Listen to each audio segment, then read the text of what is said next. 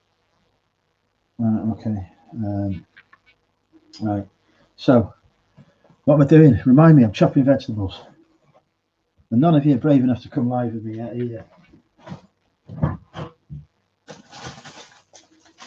Now, in a diversion from the recipe that you will see. Yeah, he did another like thank you, Georgie. And it was that Nate. I saw Nate was live, which is obviously accounting for my American audience. I'm probably some of my Australian accent.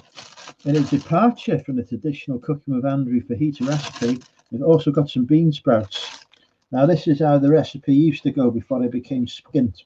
But I've discovered now that Aldi do these for about 50p a bag, so bean sprouts is coming in, but you won't see the bean sprouts in the recipe that's in the Cooking with Andrew cookbook when that's published, I'm afraid. You're just going to have to accept that. Yeah, right. So do you like me? Nate's a good-looking man as well, so I'm more attractive than Nate. I like that. Thank you for confirming my theory. I am the sexiest reseller alive. Right, so we've got the bean sprouts.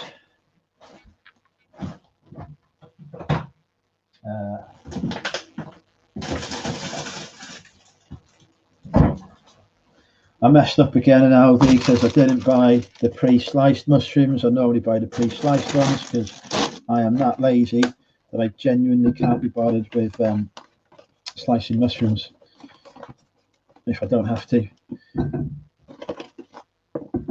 But here I am, about to slice some mushrooms, preferably without losing a finger during the process.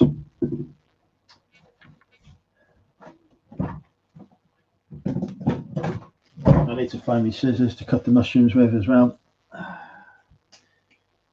What have we got? I haven't caught up with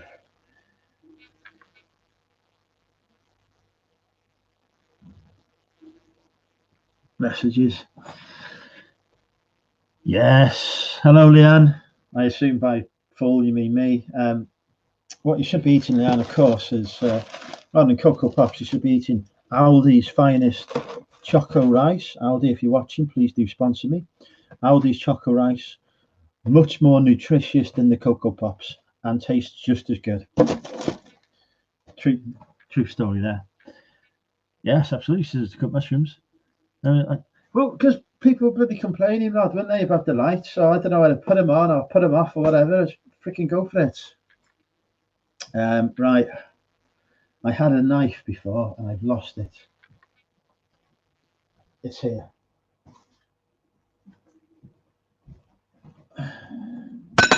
Right, so we've got the scissors, we've got the mushrooms, we've got a pepper, we've got some bean sprouts, we've got, most importantly, the hammer.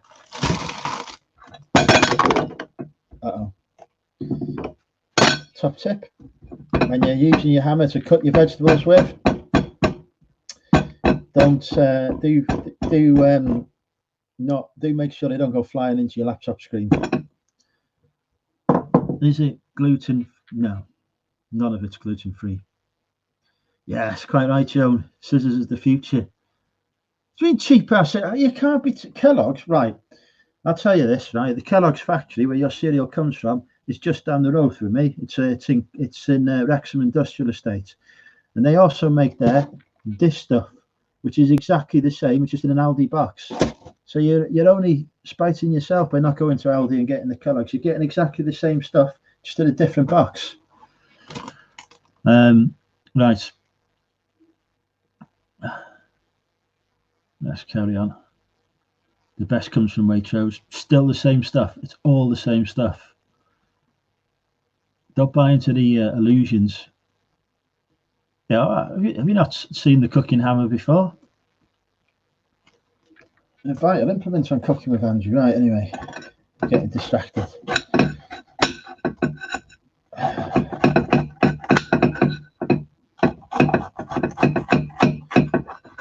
Actually, let's have a look at what date I put my labels.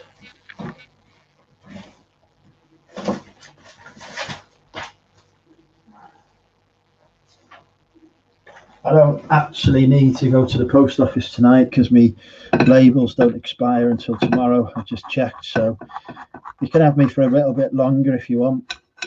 I could even do the traditional Cooking with Andrew quiz later on. which of course will be far more draconian than any quiz you've ever taken part in, because I am a fascist dictator. I said then twice, very passionate about my Cocoa Puffs. We had the exact same habit. Yeah, I probably got this in Rolson. Well, maybe I didn't. I was going to say I probably got it in B&M Bargains, but I might not have done. It might have been a B&Q one. Or Wicks. I had more money in those days when I bought this. I've had it a long time. Thank you, Bex. Thank you. This is the kind of messages that we need to hear about Aldi on this channel, so that Aldi will sponsor us. They make cereal in a factory near me. Yeah, bloody Clare Logs factory as well, probably. There's only a few miles away from it, ain't you? So, I haven't seen the Tesco items. Yeah, I have. You're quite right, Rebecca. B&Q. Could be in B&Q. I got it when I lived up in Blackpool. And I was on like all kinds of expenses then, so I could afford to go to these expensive places. Has anyone told Leanne she's been voted as one of the greatest moments of this channel, by the way? If they haven't, I should tell her. We had a vote to see what everyone's greatest moments from Cooking with Andrew was. DBG, you were nominated, and I think you won. Not by myself. I didn't nominate anyone. I just left it to the cults to decide. So you know, your fans miss you. They want you back.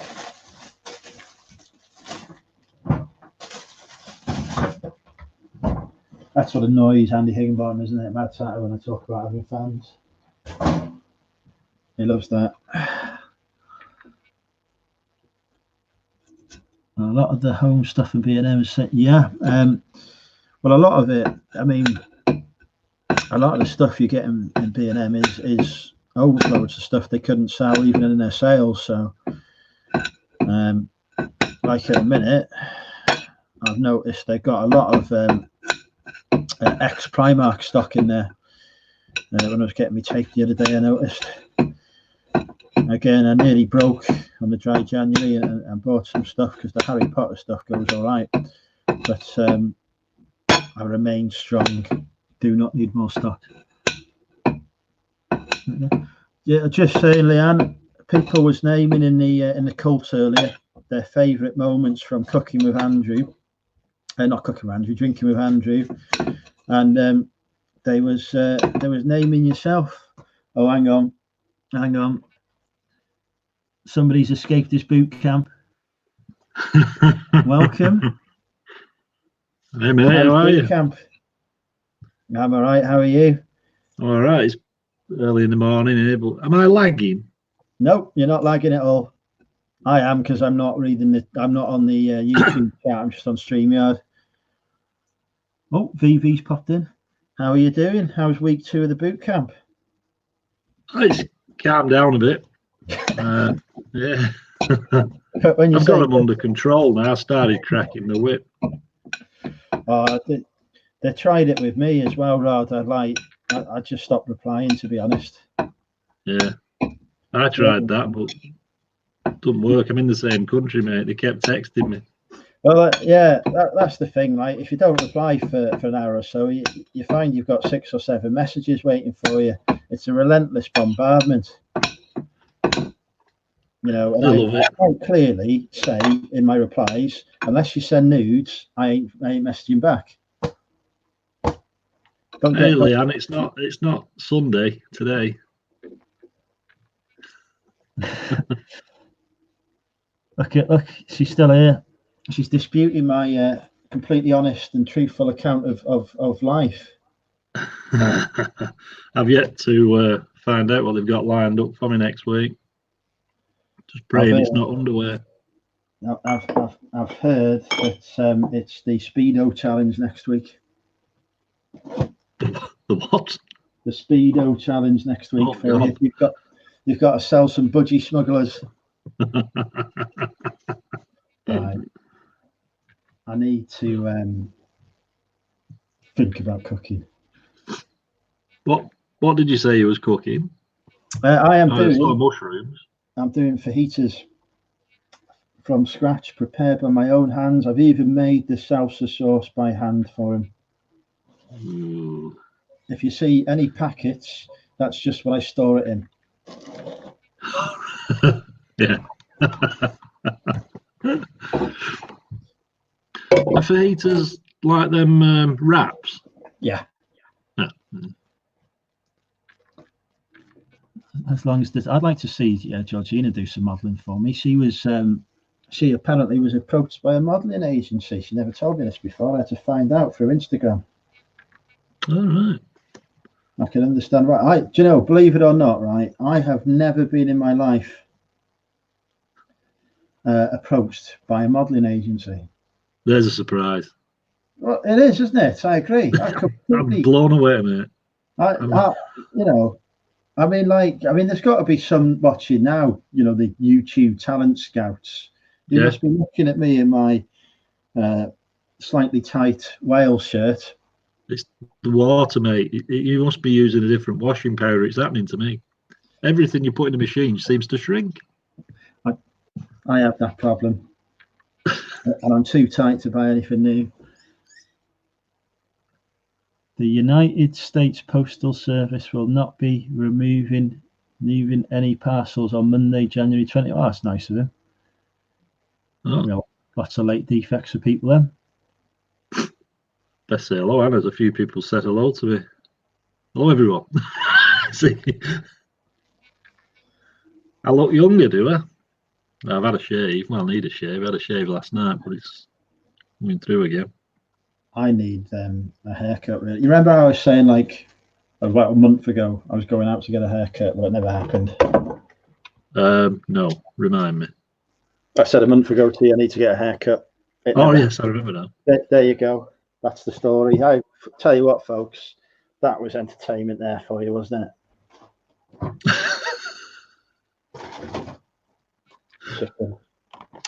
What's that? Why do I not have a Welsh? Joan, speak to Ali. She'll explain to you that I do. It's a North Walian accent, Joan. He's got a Scouse accent. You've got a bloody Scouse accent. You sound more. Well, you were born in Lincolnshire, weren't you? I was. You sound more Liverpudlian than Lincolnshire onlyan or whatever it's called. I certainly accept that I don't sound like I'm from Lincolnshire. Not even close, and thank God for that, really. No offence to my friends and family who are watching. No, I didn't forget to get a haircut, Ali. I just couldn't be asked. Did they watch you? Yeah, my nephew has been known to pop up on live chats before while he's out with my family and bloody show me just at a moment when I'm doing something inappropriate. Usually in the middle of a crowded restaurant as well. His timing is always impeccable. Hi Nick, if you're watching, by the way. Nick Holmes Vlogs on YouTube. That's my nephew. He's an actor. RJ is asking me if I miss the UK. Not really. Miss friends and family now and again, but been here 10 years now, 10.5 years, I think. So it's kind of waned the emotional ties. I've heard the most upsetting thing for you is that you weren't able to come to the Wrexham meetup on there. I was devastated, mate. And you didn't get to see my truly amazing pool skills in action. There's no answer to that. That was awesome. Yes, RJ, that is one thing I do miss. You're right. Sorry. Can I talk Welsh? I can say whatever words appear on the road signs. They tried to teach me Welsh in school. They gave up with me after a few weeks. It's a hard language, Welsh, and it's all just full of Y's and Z's and things. Lots of vowels and such like. Yeah. You need to have a tongue for it. Yeah, like Landudno, double L. It's like a K, in it. Oh, well, sounds like Landudno. Landudno. Yeah, you're halfway there because that sounded Scouse then. Landudno. That sound fucking scouse. Reselling addicts. What am I cooking? I'm making fajitas or fajitas, as I used to call them before. Oh God, I've just set fire to myself. Fuck. I'll do it again. I missed it. No, that was painful. Well, you're not smoking, are you? What's? No, I put the bloody have on, you know, like where the gas comes out, and that then hit my thumb. So that was good. I've got nowhere to put the laptop. Yes, RJ, I do. I do remember Big Joe back in the 70s when I was a wee lad. Somebody said something to me earlier, actually, that I was like somebody. I might have to look it up because I didn't understand the reference. What did they say?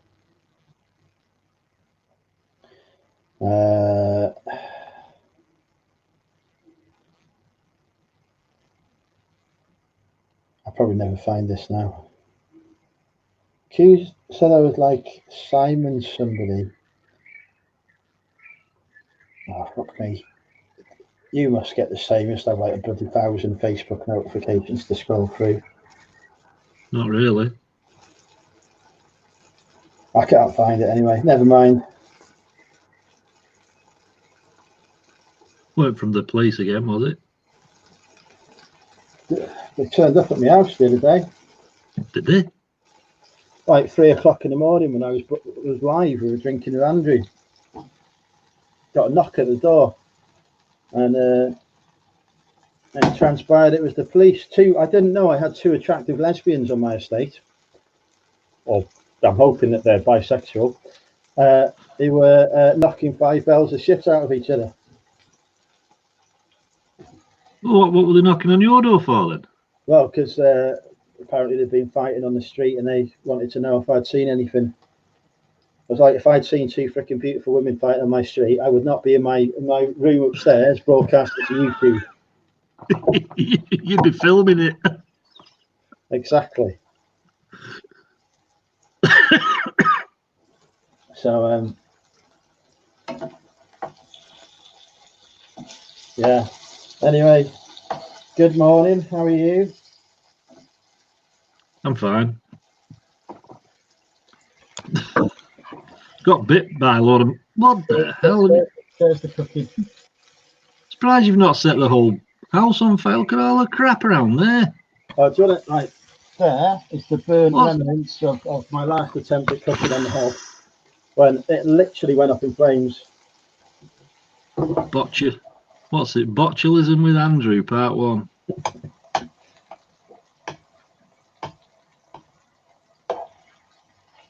You could do with getting a house cleaner in for a few weeks.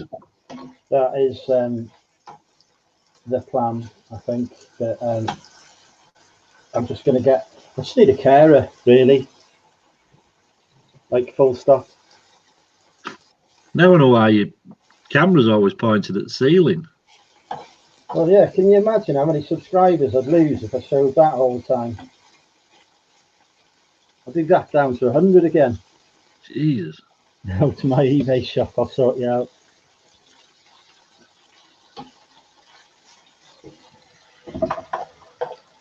People complain about cooking with Andrew being all cheese and biscuits, that's why. Right, chicken's going.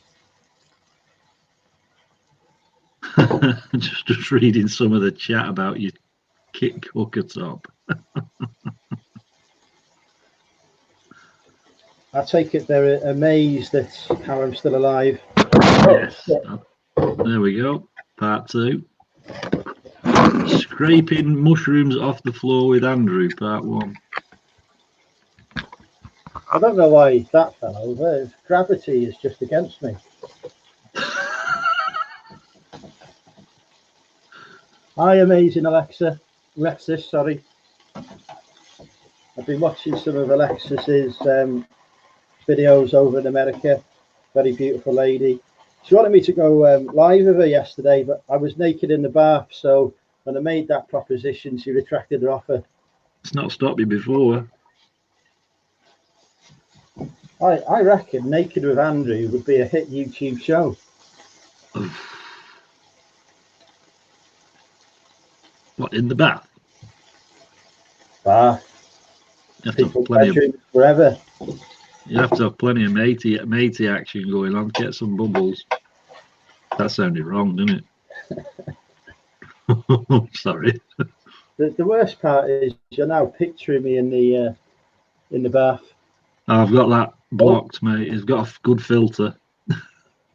Hey, Shannon. See somebody who kept their pictures hidden from me on Facebook, but they eventually revealed herself and turned out to be like probably the most freaking beautiful Facebook follower I've got. Including the rest. Better than getting one that looks like who's it off Benidorm? Or like my stalker. Oh God. Can you imagine? Oh Jesus. Oh no, Andrew. We're not all, God's gift. True. I just seen Georgina in the chat, and I saw her on I think it was on her Instagram. She had a flight home from somewhere, and she said it's like the worst flight ever. Oh yeah, she was coming from Greece, and she ended up in. It didn't look too bad a flight. Midlands. Bit bumpy, but apparently the passengers rioted and wouldn't let the plane go any further. The passengers what? Rioted. They wouldn't let the plane go any further. They didn't trust it to get them to their final destination. Well, they trusted it to get them to a final destination, just not the one they wanted. Well, what was wrong with it? Well, it was a bloody hurricane going on, wasn't there? Be right. Them wings can bend 3 foot in either direction, upwards or downwards, before they'll snap off. Exactly. Hers was only going 2 foot. Oh, you loads of room left. Bunch of cowards. You wouldn't see me like that. No. Also, you're going up in a plane with George then when he does his parachute jump? I am not taking part in George's suicide dive. I didn't say take part, just encourage him by sat in the plane with him going hoorah, whatever the Americans do when the I was thinking the other day, now he's rescheduled it, I could actually turn up, because I really think that he'd do well with a motivational speech from me at 7 o'clock in the morning just before he got on the plane. I tell you what, if you got on a plane full of people at that time giving a motivational speech, they'd all jump out regardless of whether they'd have a parachute on, mate.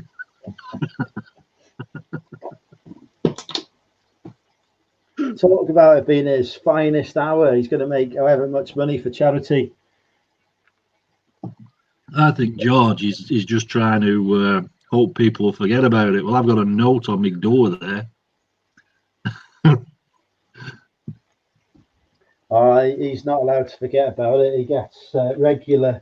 I make sure that his fans regularly question him about when it is, because as an influencer, I don't ask the questions directly myself.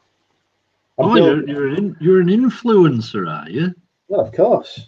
So you're putting yourselves up in the realms of the Kardashians and what have you? I'm like the Kardashians, but with less plastic surgery. Yeah, it shows. Alexis is going to head onto her laptop. No worries, Alexis. I prefer Peter Ray's description of his charity jump. Did he say death dive? Yeah. I like that one, but I coined suicide dive before I thought of that. So Peter had thought of that, so I've gone with it. I'm not sure, Andrew. Well, fortunately, Ali, we did a bit of research when George first proposed doing his suicide dive, because somebody, not naming any names, Rod, kept telling everyone that I was taking part in it as well. But we did some research and discovered that there's a height requirement, and I'm too tall to take Rubbish. The first parachute regiment, all the guys were over 6 foot. They're now about 5 foot. They had a few bad landings. You'll never see a tall paratrooper. Well, you've less to fall, haven't you? Pardon? You've got less to fall than everyone else. Oh yeah, that extra foot from 30,000 is going to make a difference. It does if your parachute won't home. Still die regardless. Yeah. None of these subscribers wanted to see me do a suicide dive anyway. Well, I must admit, the thought of jumping out of a perfectly, as they say, a perfectly good plane with nothing but a piece of cloth above my head to stop me hitting the ground is it's bordering stupidity to me.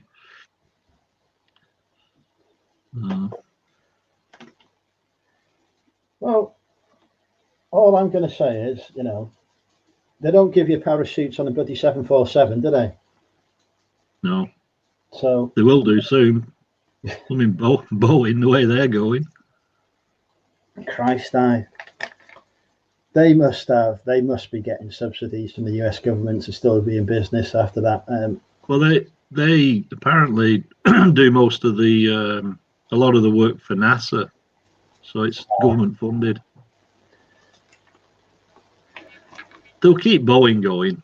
They won't let that go. It's too much of a. Well, they've got contracts for our military now as well, so. Yeah. I know one thing though. I wouldn't get on one of them. It certainly put me off going on. I was there waiting to go on holiday, and it's one of them Max 8s or whatever. Even the 787s are saying got problems now, aren't they? That's the dream line, really. I fancied going on one of them. I don't anymore. It's all this additional automation that they're putting in it that seems to be the problems, right? Yeah. Now, for many decades, planes have successfully flown across the Atlantic with a bloke in charge and an attractive co-pilot in my head. So why do they need to automate it more? It's been bloody working as it is. They automate it more, and all of a sudden, half of Ethiopia is dying in a plane crash. Yeah. Fortunately, it didn't happen over here because we're too tight to play for new planes. Yeah, it's sad. We have, of course, just down the road, Airbus. They make, proper planes that don't crash. Yeah, so, I know many people who work there. I've been pissed with them many times before, about 2 hours before they've gone to assemble your plane. So that's nice and safe. Here's one for you. I served my apprenticeship at British Aerospace back in the day. I was there for 14 years. And the machine I were on used to machine the landing gear castings out of titanium for the A340. So next time you're on an A340 and you're having a landing, just think of me. Maybe my casting getting you down. Folks, if I end up dying in a plane crash, we know where to put the blame. We know who to sue.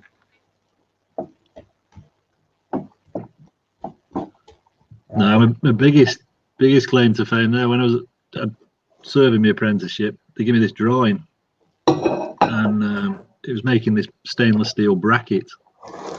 And if you look on the drawing number, bottom right hand side, you can tell roughly what the plane's associated with. And I didn't recognise this number, and I asked, and he said, "Oh, it's for Concorde." Yeah, I thought it might be. Yeah, that was because that was about 15. Yeah, it was about 15, 20 years before it crashed. It was a hinge for the toilet door. I was just thinking, you must have been an apprentice in about the 1920s, so that would tie in well with Concorde's life. Yeah, I built Wilbur Wright's first wing. Is that why you only got 20 foot? Yeah, I only built one.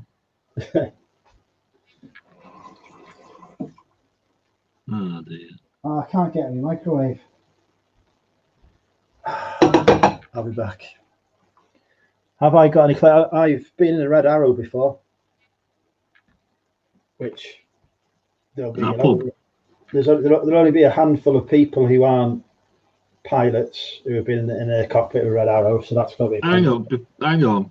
How have you fit in the cockpit of one of them? I was 3 years old at the time.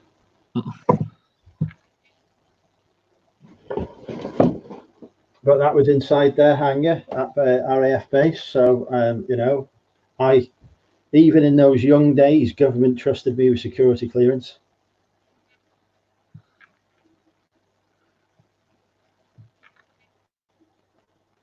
Alexis, time is it over there?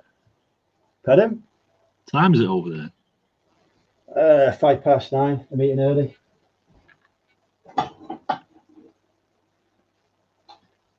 Normally cooking with Andrew's approaching midnight by the time I've done all of my important responsibilities. Where the hell am I going to put? I'll put it on the floor. I'm very impressed you've not actually raised a glass of that tap water yet. I assume you don't mean Aldi's finest tourist cider, because as we know, this channel is to be sponsored by Aldi, so we never speak ill of it. Hey, Lobster. Hey, Richard. I expect that when I get to my laptop, I will see that overdue Blue Enterprise. I'm not on YouTube, Alexis. I'm on StreamYard. I haven't got the access to give a spanner unless I go in the YouTube chat, but hopefully tomorrow on Drinking with Andrew, if you join us, 8:30 p.m. UK time, which is about 1:30 in the afternoon for you, I think. You can join it. You can get one. Hi, Lobster. You know them cans of Taurus you've got, them purpley coloured ones? The what ones? The purplish coloured ones. They're Sambo. No, I think Marvin Derrick had one then. It was like a weird fruit flavour. No, that's the bloody fruit flavoured ones, yeah. Yeah. They remind me of a can of Mother. A can of what? Mother. Mother, what's that? Do you not get that over there? Never heard of it. It's like an energy drink. Probably stronger than that Taurus. Kids drink it. Lobster's got some coin. Oh yeah, folks, the super chat button's on. That reminds me. I can't super chat you, mate. Sorry, I'm on StreamYard. PayPal donations to the Money Mental UK Cider Fund are welcome. PayPal address is there. I nearly forgot about that. Don't forget, folks. You know, to keep me in this fat, we need to give me money. Has your mate donated through PayPal to the Money Mental Cider Fund? It gets refunded every time, but yes, quite a few. Yeah. With messages that I ignore. Just there's no. I can't get into it. No, you can't.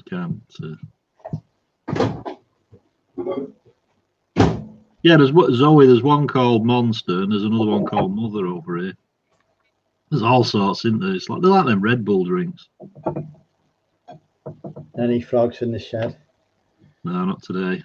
Kill them all. No knife wielders. No, that was a battle, killing all them. I've got heard. a surprise coming anyway in the next week. All right. Yeah. You're getting a pet snake? No chance, one of a bloody snake. Oh, tip shop I go to. I was in there yesterday, and the guy who runs it had to get the snake catcher in yesterday.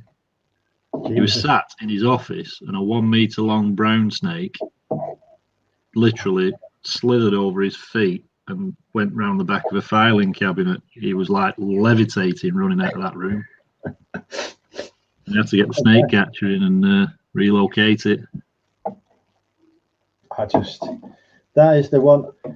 So I believe that I'll be okay in, I want to call it cannabis, but I believe it's Canberra, where Mel lives. Oh yeah, Canberra, yeah. Because the weather's so shit there that the poisonous animals are not there. But Queensland, am I going to be fucked there? You'll basically every part of this land you walk over, something will either bite, nip, eat, chew, or even the plants. No. I've had a new idea. I'm not going to Australia. No matter how much I want to see Mel and Bron in person, it ain't happening if I'm going to die. I might be going up to Gold Coast next week, meeting up with Andrew and Bronwyn. Ooh, more videos for me to watch.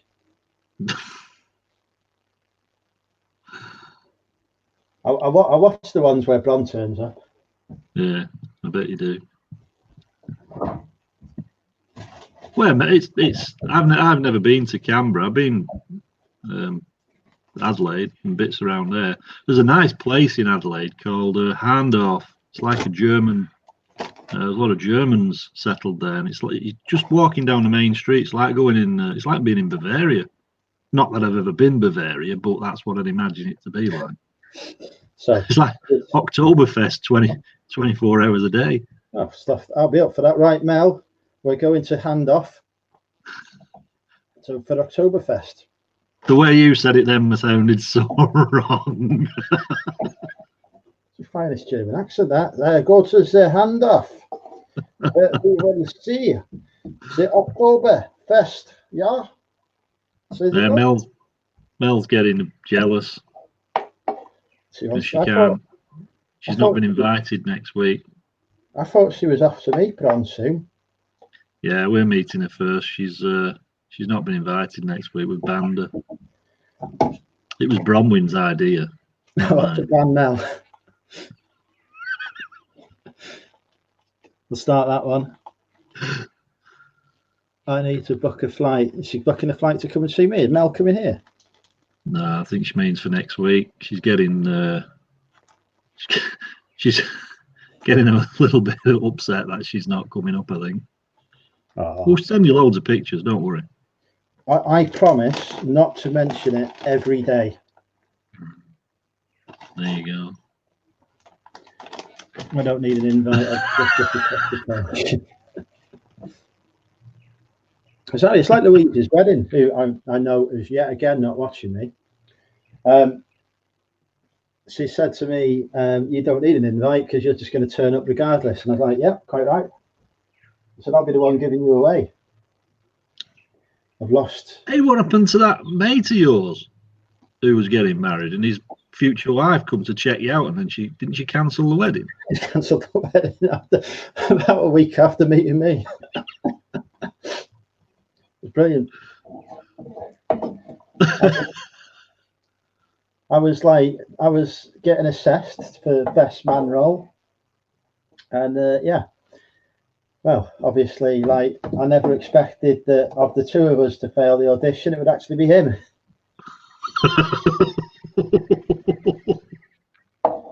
So, yeah, there you go, folks. If you don't actually want to marry your partner, introduce them to me. There's only, of course, one sensible conclusion we can draw from that. She met me, fell in love, and realised that she didn't want to slum it. Where is she now? Fuck knows. She's not added. She defriended me on Facebook, I think. So I may have been a contributing factor. Who knows? She couldn't handle her lust for me.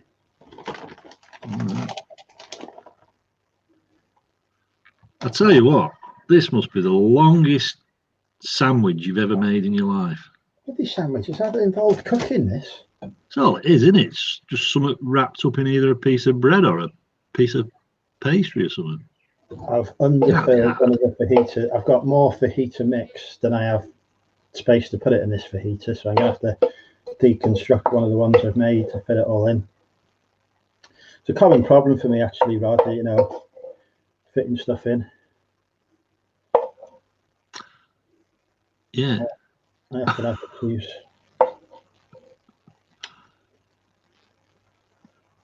Have you been in work today? I have, yeah. What time did I finish? About 6 p.m. tonight. Yeah. The 8 till 6 today, so it's only 10 hours. You've not been, because you travel around with your job, haven't you? Have you not been out and about anywhere recently? Yeah, I was in. It's good that you follow my Facebook posts and my Instagram posts. No, I don't follow you. I just remember you saying it. Because because you'd have seen that I was in Birmingham eating having a 15-inch on Monday night. Was it good? I couldn't fit it all in, to be honest, man. I'm not surprised, mate. Bet you tried. I bloody did try, but yeah, unfortunately, it was just too much of a mouthful for me. Yeah. So I had to leave after that, and then they're like, "Oh, do you want seconds?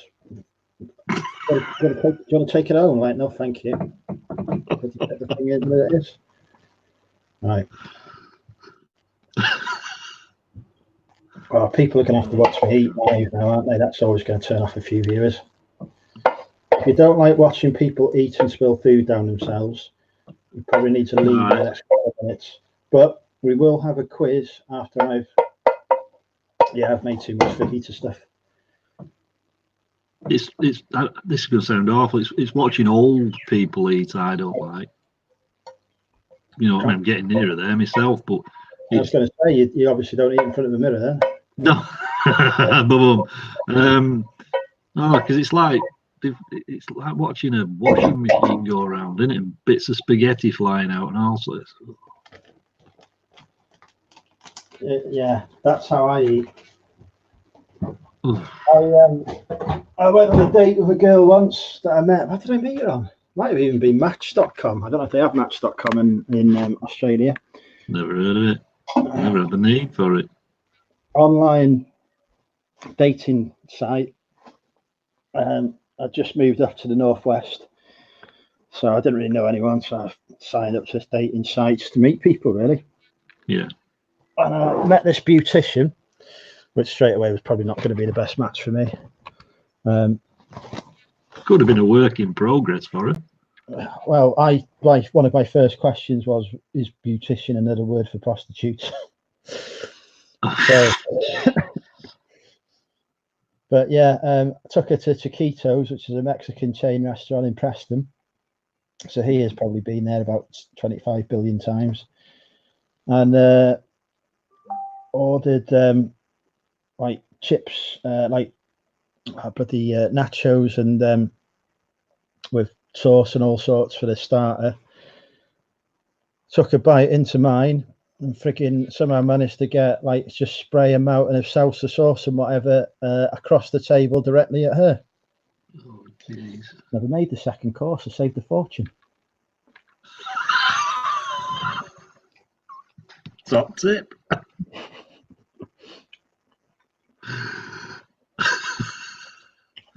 Oh, God.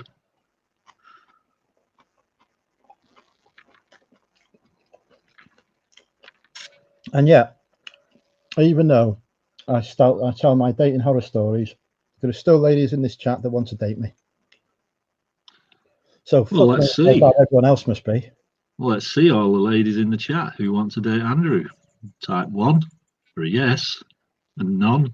0 for a hell no. Don't embarrass them now. Some of them are shy and don't want to be, type in 1. Yeah. Pat. Hey, Pat.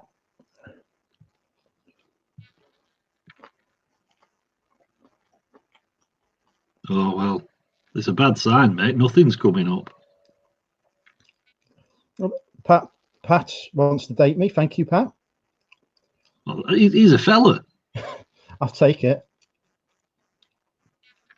What, like Monday night in Birmingham? No.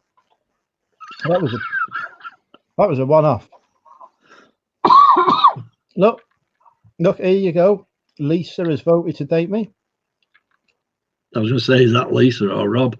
It's definitely Lisa. Rob's not sociable.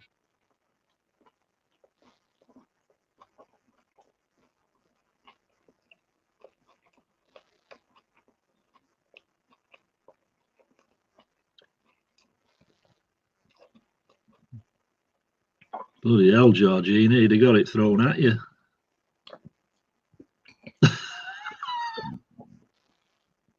You all right? Jesus Christ.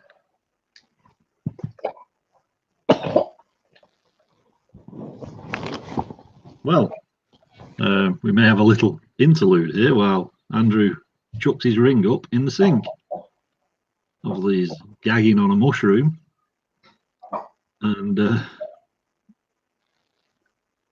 do we need to ring an ambulance? No, he's all right. Or is he? I can't see over the top of his screen. Yeah. Are you with us? Are you still with us? Oh dear. Yeah. You was thinking back to that 15-inch Monday night in Birmingham, wasn't you? Oh,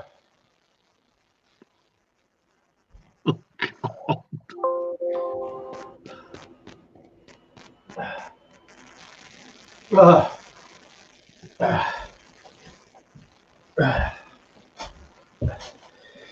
I just nearly died. Yeah. Like, for real. Can you do it again? Some of them missed it. Oh, don't. I've just got to get it. I've got a bit of chicken lobster in my throat. I didn't even see you cooking any chicken.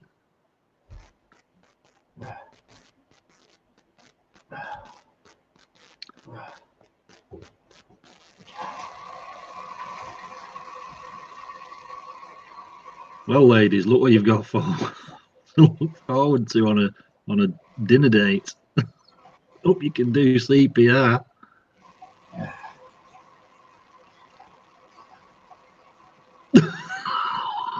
Lobster.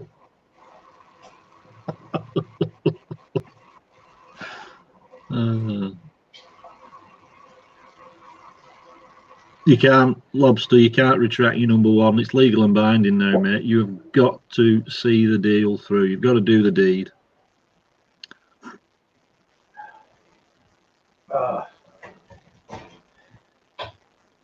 Oh, God. Well, that was embarrassing. Well, it was quite entertaining, actually. I've lost me fajitas now. I'd give up on them, mate. Stick to soup.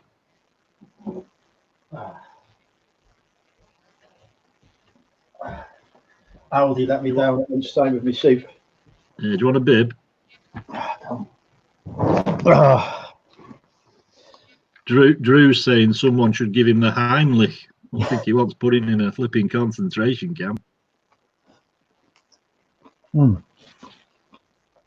So, folks, top tip. Don't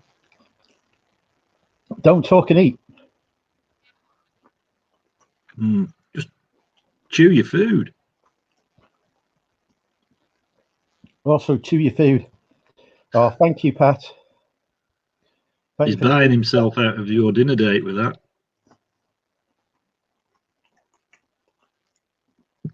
Who voted to date me then? Lobster. But he's trying to retract it, but no, it's not happening.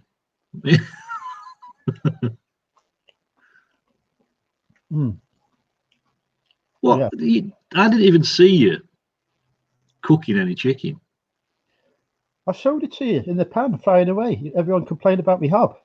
That was mushrooms. No, that was chicken. The mushrooms came in afterwards. Have you flushed it down the sink? I got rid of it. Yeah, it's dead now, Rod. It's killed me, and now it's dead. See, that's what happened with me. You know, it's these animals attacking people. They're dangerous. Bloody killer fajita. I'll tell you, folks, right? You know, sometimes it makes sense why your dates never go well.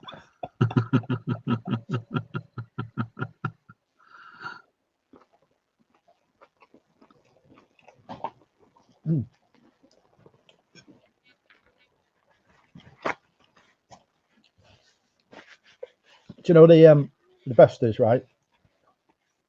It's my mum's birthday soon. 30th of January. If you see me going live on the 30th of January, folks, remind me that I should be at my mother's for her birthday and not live on the internet. So she wants a buddy. She wants to go out for freaking fajita night at the this place in town. Can you imagine? And it's a, you know, they make the fajitas there, don't they? It's not like me making them from scratch. So they have frickin' onions in as well. So I'm literally. Well, that should be interesting. I'm literally. These are the sacrifices. My own mother is forcing me to eat onions. Right. I'm going to have one more of these fajitas. The other two can go in the fridge for lunch tomorrow. Because I've nearly bloody killed myself having one once. Hey, when you get them to work, are you going to warm them up? I'll be working from home. It's a Friday.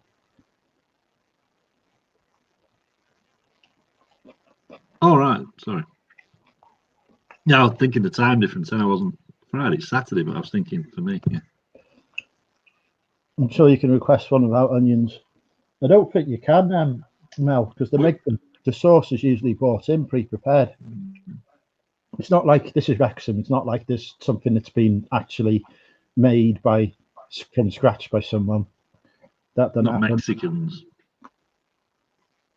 Are there many Mexicans in Wrexham? None. No. It's a freaking pub restaurant, so I'm pretty sure Mike Wade will be involved. What's the name of the pub? I'm not saying it because people turn up. I was going to ring him up and ask him to put more onions in. Doing that. He loves onions. No.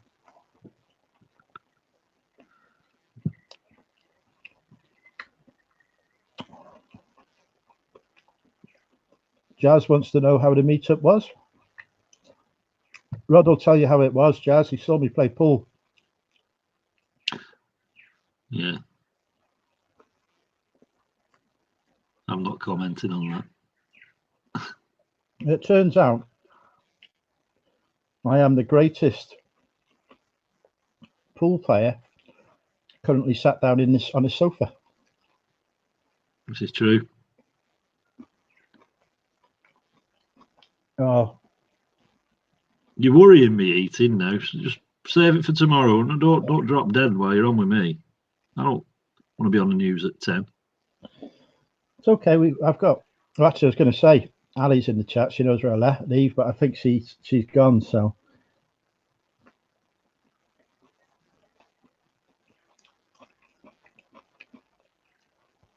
but yeah, that's literally like the closest to death I've come on a Cooking with Andrew show. God knows how tomorrow's drinking. And you've had some some near-death experiences on it. If you're not falling on scissors, you're falling downstairs, tripping over Mickey Mouse.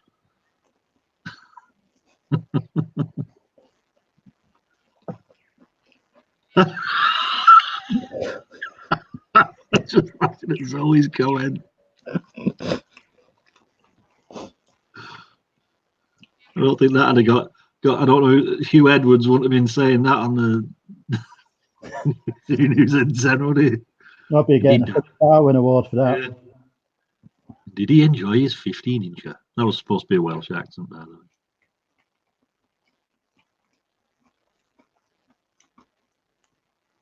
way. This is appalling. Yeah, you're not wrong. I'm not doing fajitas live on the internet again. No, stick to soup. I've never fell over anything in my life, Peter.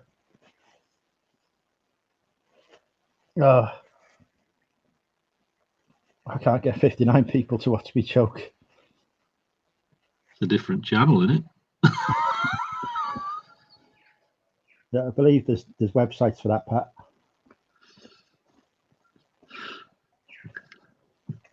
You're the vegetable you favour the most is the website for that, apparently, isn't it? It's a shocking place to be. Have you ever been on that? What, carrot? No. Onion? No. Gee, stay off it, mate. My keyboard actually will explode if I type the words onion into it. Tell you what, if you viewed half the stuff that's on there, your head would explode. It's yeah. Don't anyone watching, do not go in it on your keyboard on your laptop. Anyway, leave it there. So if I put onion into Google, it'll explode my head. No, it was a dark web network, and you needed to go in via. I think you had to take yourself offline somehow, but you could still view it. It's weird. I can barely get myself online, let alone off like bloody raw red onion. Piss off. I love them on cheese sandwiches. Raw red onion. Oh my god! Right, I love them. I'm just going to put this in the fridge. I'll be back.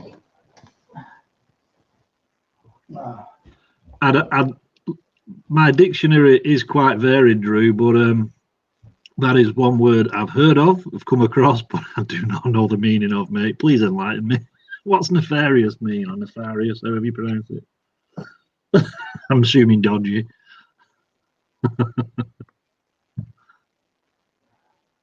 Where's he gone now?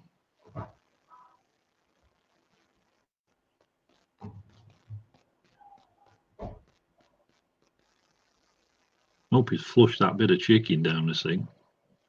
They're there for weeks otherwise, like that bloody origami thing. What's he doing? Because I've had a near-death experience. Are you having a drink now, are you?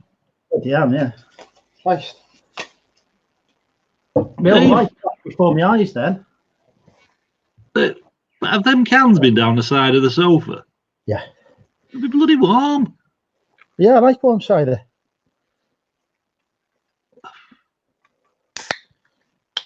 So what is that? Is that Taurus? No, this is Strongbow Cloudy Apple. I got this is what I got for the New Year's Eve celebrations. Yeah. Close at the premiere. You never get sponsored by Aldi now drinking the competitor's cider, will you? Shit, you're right. Oh, you've just got me to expose what it is as well. What? I just said that this is bloody this is Aldi's finest cider. Kept it covered up like that. Been fine. Sorry. You'll have to try Lidl. Try getting the Lidl do cider. Try getting them to sponsor you.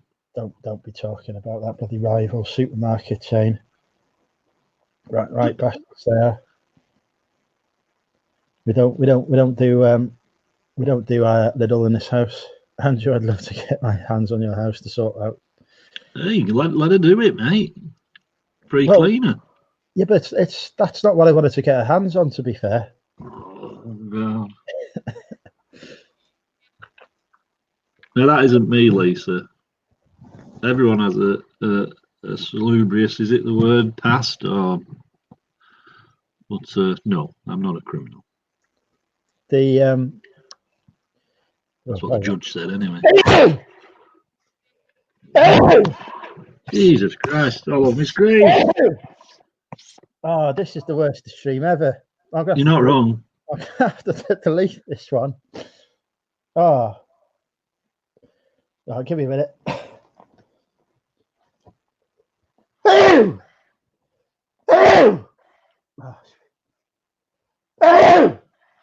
Jesus Christ, your stream should come with a health warning. Oh, this is not.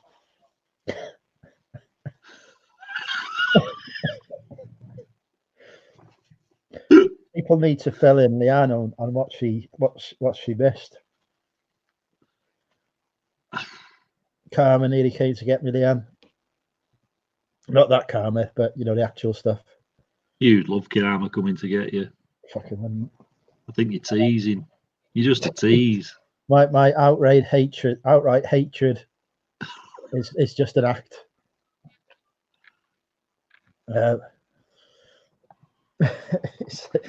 He sneezes like an old demented man sleeps. I'll be 1 minute, Andrew. Okay. Right. What happened? You don't want to know, Leanne. This may come as a shock to you, but I nearly died live on air. It was very emotional for me. Very emotional. Yeah, very emotional. That's all I can say.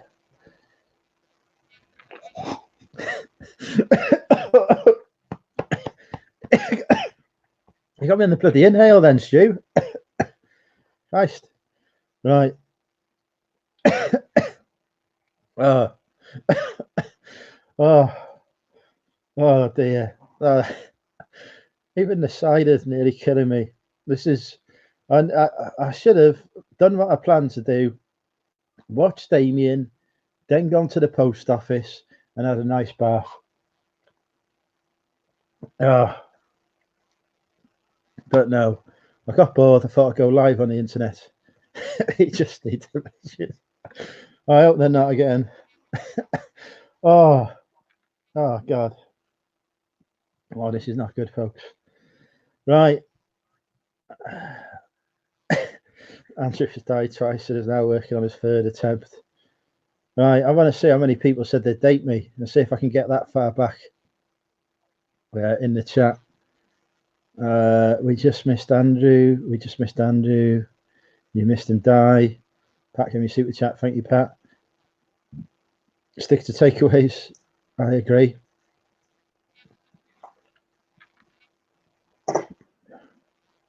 I'm not sure. I can't. I'm trying. He's found an onion. I'm trying to get down to where people were voting to date me, Rod, but unfortunately, it looks like I've got as far as choked. No, you've only got one person who's lining a date up with you, and that's Lobster. Lisa said me as well. Sorry? And Georgina said she would. No, she wants to come around and clean your house. That's a date in my mind. That's dating with Andrew right there. I like Leanne's comment there. He sneezes like an old demented man shouting. It's her Irish accent. She can't pick it up right. Yeah. The 911 comments don't count. I was counting those. You see, Lisa says if she was single, that's all you need to know. Just asking for a friend, but if a fajita does get you, who gets the cowshed? Mother. Lucky mother.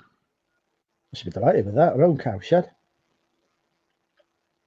didn't like his. So yeah, now we can all tell Derek about the joy of watching me nearly die yet again live on YouTube. It's not new news to Derek, though, is it? He's witnessed it firsthand. Well, he has witnessed me firsthand. His brother was up here on Saturday. I still feel like I've got a bit of chicken stuck here. No, Derek saw it. Sure, it's chicken. I enjoyed you cooking your dinner and also dying. How can you enjoy me also dying? It was the chicken. I was the remnants of that 15 inches from Monday night. It's left in the closet. Right. We need to focus now. Let's just drink with Andrew. We need to do the quiz. Rod, you can do it live as well because so you'll have no lag. That's possible. I tried the other day. Nick did his live quiz, and by the time I typed it, it was moving on to the next question. You can speak it now. Yeah, I don't want to, be. Well, I won't get an answer right probably anyway. So go on. What's the quiz on first? Let's have a look.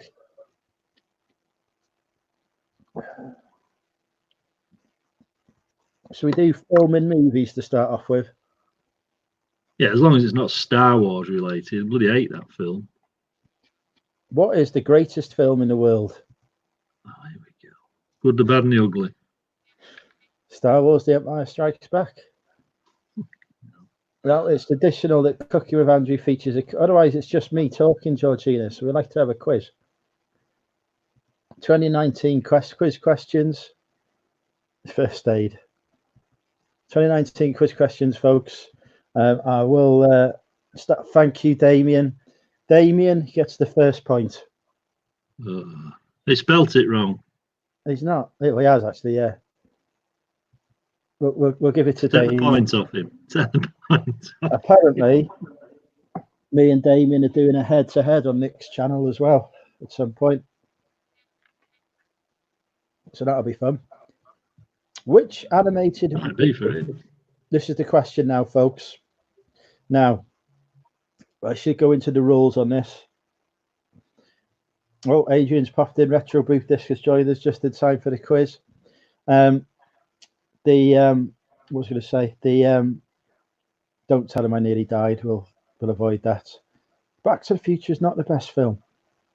It's a good film. It's not the best. The rules of the quiz as follows. You can only answer once. If you answer more than once, you get a yellow card. 2 yellow cards equals a red card, so you only want to answer once. You must argue with the quiz master. That also gets a yellow card. So again, you don't want to do that. You must answer with the correct spelling and capitalization as well. Otherwise, the Shrek is a troll rule comes into play. So you just said you must argue with the quizmaster. Doesn't matter what I said. I know what I meant. All right. I knew that's a yellow card. What? You just argued with the quizmaster.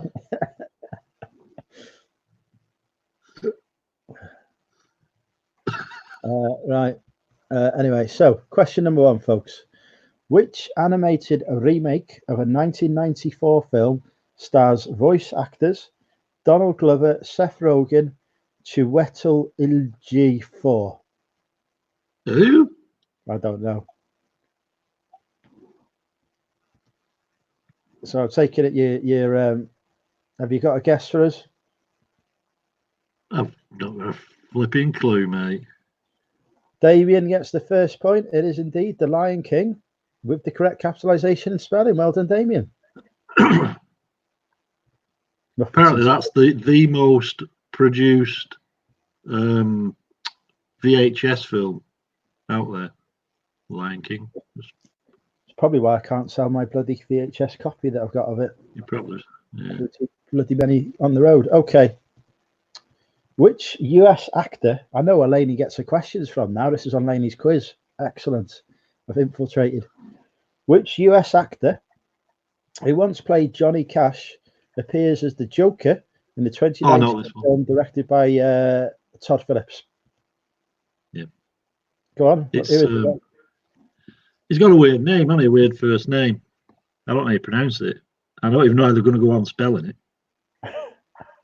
Is it Joaquin or something? Right.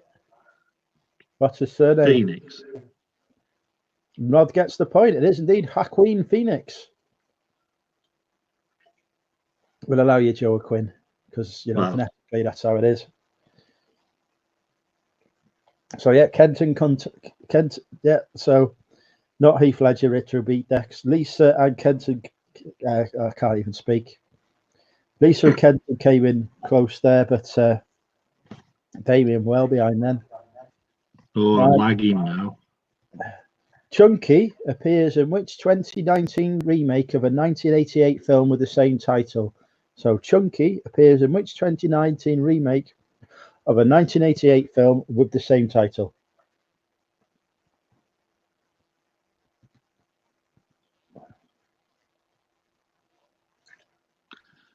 I think I froze. Move your hand. Nope, you're fine.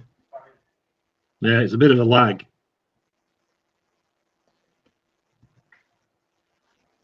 Typical.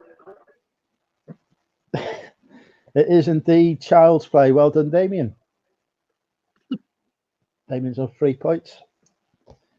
Not Chunky Returns, unfortunately, not the Goonies. Child's Play. The 2019 film Captain Marvel is based on which Marvel character? So the 2019 film Captain Marvel is based on which Marvel character? Yeah, Chunky. Can I answer yet, or do you have to wait for the quiz to? No, you can. Oh God, you're not joking again, are you? Like the worst porn film I've seen in my life. I'm not doing well. Not that I've ever watched one. What were you going to say, Rod? Captain America. Right, it's Captain Marvel, but that's not the answer anyway. That's the name of the film that I said. I literally said the 2019 film Captain Marvel is based on which Marvel character. So Captain America isn't an answer. Captain Marvel isn't an answer. It's the name of the character. Hey, what's he called? Or she, because Captain Marvel's a woman. Wonder Woman? No. Hi, Cara. Welcome. I can't believe no one knows the name of this. Is like the easiest question I've asked so far. Is it Captain Marvel? No, because that's the name of the film. But you've just asked what was the name of the film, Captain Marvel. I said what was the name of the character that the film Captain Marvel is based on? Well, it's going to be Mr. Marvel, isn't it? Because you don't. If you had a film about right, if you have a film called the same as the character you're basing it on, it's not going to be called Captain Fred if the character's called Alf. It's a freaking superhero name, isn't it? Like Clark Kent is Superman. Like fucking Bruce Wayne, Batman. Captain Marvel is played by is Carol Danvers, as Damien has just said. Unfortunately, Damien asked twice, so he answered twice. So he's now on a yellow card, but it is Carol Danvers. But yellow card, unfortunately, Damien, for answering twice. That's a daft question. Why was it a daft question? If I said to you, what is the name of the character that Batman is based on? Batman. Oh God, I give up. Because he's a character. You didn't ask the person. Bruce Wayne, because they're all freaking characters. They don't exist. There isn't a fucking Batman. There's wandering the streets of Wrexham tonight. Well, bloody hope not. What's Derek saying now? I was first.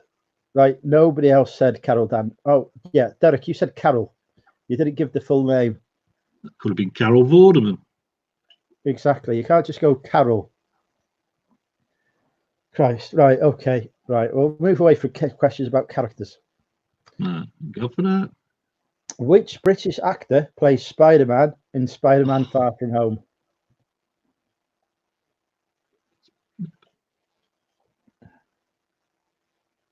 I thought it was the American actor who played Spider-Man. No, it's definitely. He lives near my nephew. See, I don't go to the movies. I can't stand listening to people crunch crisps, chips, whatever you call it, and while you're trying to watch the film. Plus, you got your own toilet in your house, haven't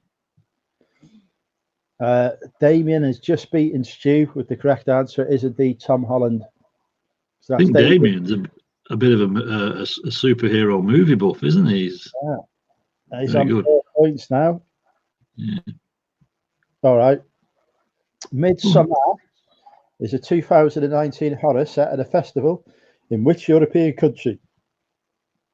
So Midsummer is a 2019 horror set at a festival in which European country? You just need to name a country. I'll get it wrong. France.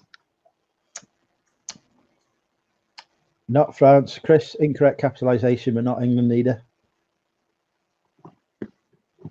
Belgium. Yellow card. You've had 2 guesses there.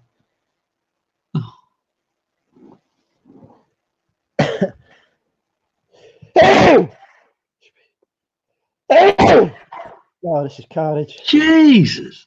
Oh, I should not be doing YouTube. I should not have gone live tonight. Sweden is the correct answer. And I think Becky got in there first. Beautiful Becky, future wife, was correct with Sweden. I think you should lie on your side when you go to sleep tonight. Could fucking die. In case that chicken wants to crawl out your mouth. I think, yeah. All right. We'll come off 2019 movies then, folks. Was there an X-Men film that came out last year? I've not watched that.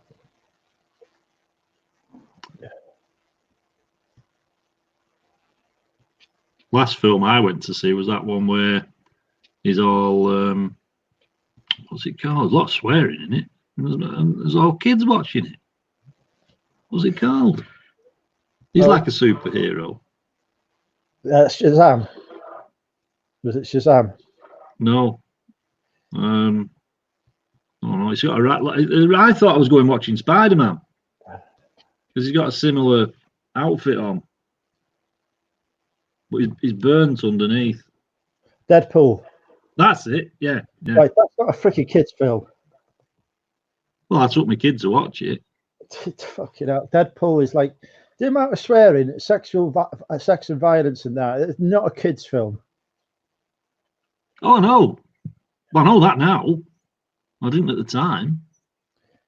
This live is getting deleted, Drew. Nobody is going to see me choking. God. So well done. Cara got the point for that question. Somehow she guessed Deadpool correctly. So well done, Cara. That wasn't a question. We had to guess what it was. You asked it. Cara guessed. Oh. Cara gets a point. That's Cara on 1 point. Damien on 5. Rod on 1 point. Right. Did I get a point? You answered. So I managed to answer a question correctly. We'll do a history quiz. Bloody chicken's still there. Who in September 1935, you should get this one, Rod, who in September 1935 became the first person to drive an automobile over 300 miles an hour?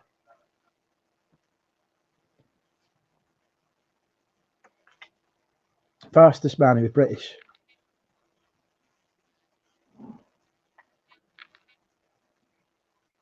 George Formby. The fucking George Formby. Well, he did it on a bike, didn't he? The TT races. Jesus Christ. That's the guy I was trying to think of who Stu's just said, but I couldn't remember. And unfortunately, Stu has given an answer, and it's not the correct one. Which I'm glad I couldn't remember. And Damien has given an answer, and it's not the correct one. Stu's going to be upset when he hears what the correct answer is. Well done, Kenton. I can't. Well done, KK. Glad there's not another K there. That could be awkward. It is indeed Malcolm Campbell. Oh.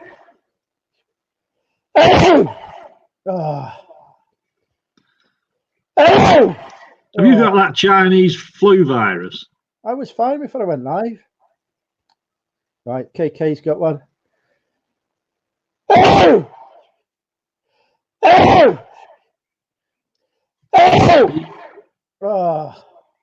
The speakers have gone. Here we go. And another.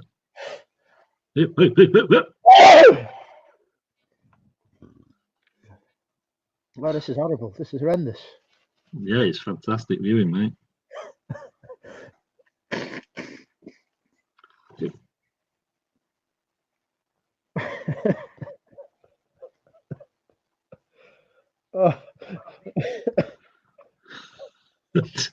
After you finish this, take yourself off to A&E. Get yourself a once over. I've got to die. I'm never gonna make Drinking with Andrew tomorrow.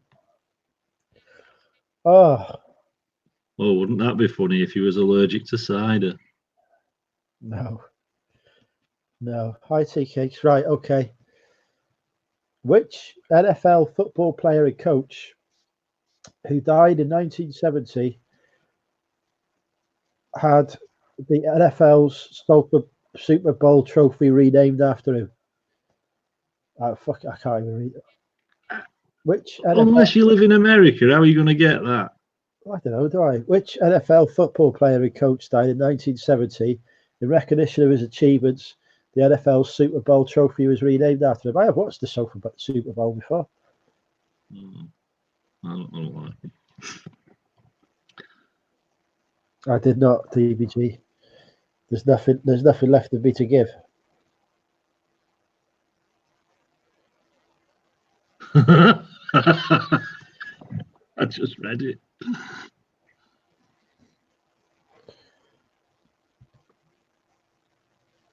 We've got to wait for the Googlers to catch up now. Okay, so Stu is coming. We've got some answers coming in. We've got George Foreman, John Madden, Landry, And we've got Vince Lombardi there, which is the correct answer. Well done, Stu. He's off the board. Just beat Damien. Sounds like someone out of a mafia, doesn't it? Probably was, to be fair. Careful. The City are going to get hit. All right, so Scottish economist, often referred to as the father of economics, who wrote The Wealth of Nations. Trust a jock to be the father of economics when he never spent anything.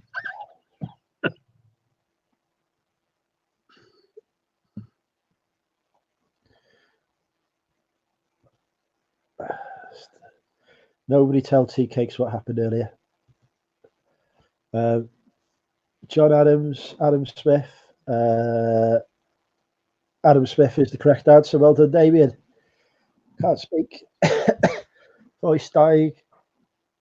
It is indeed Adam Smith. So that puts Damien on 6 points. I'm keeping the points in my head because I'm better than Nick. I don't need a whiteboard. Okay. Henry IV was the first king of which royal house? They had a war, so you should be Tudor. No, that wasn't the name of the house. That was an era that they had the war in, but that wasn't the name of the house. Stu is a good guess, but incorrect. Now, if you think about the other side in that conflict, you'll get there, but unfortunately you can't now because he's answered. Well done, Damien. It is indeed Lancaster. Most overused phrase during any quiz. Well done, Damien. Hang on. I've heard of the Victorian age, the Elizabethan age, the Tudor age, never the Lancastrian age. It wasn't a question about age. The question was Henry IV. Yeah, he asked his name. No, I said Henry IV was the first king of which royal house, as in the name of the house. And it was that House of Lancaster.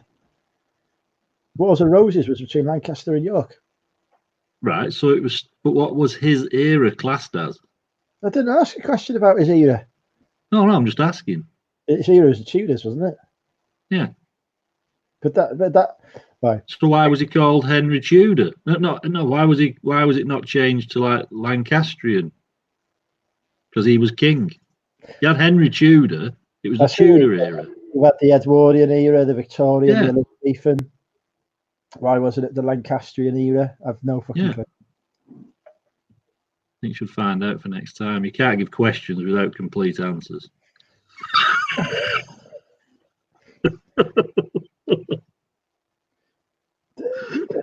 Right, next time I do a quiz, I'll do it on my bloody own.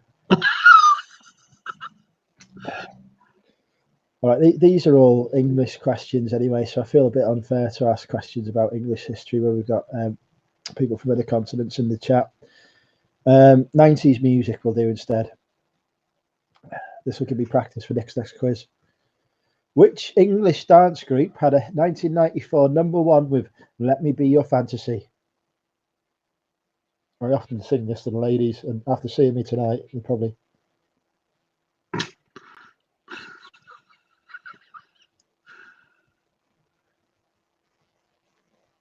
Give us a clue.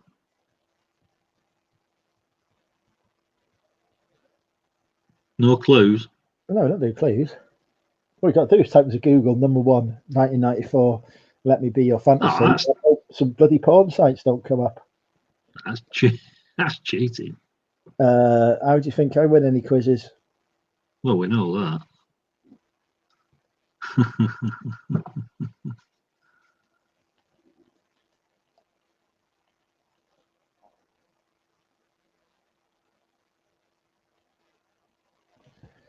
I don't even know the song. We've had some answers, however. So Retro Boot Disc was first before Cara with Baby D, but the correct capitalization wasn't used. So this is where we've got our first Shrek is a Troll rule. Retro Boot Disc, if you were prepared to say that Shrek is a troll and type that into the chat, you'll get the point. So we just need to see Shrek is a Troll come up. Is it capitalized on the record sleeve? I'm going to go with yes. So, if we hear Shrek is a troll, or see Shrek is a troll. Doesn't look like she wants the point, or he wants the point. No, we'll give it a second to catch up. I'm worse than Andrea. Of course I'm worse than Andrea. Where do you think I learned it from? Oh.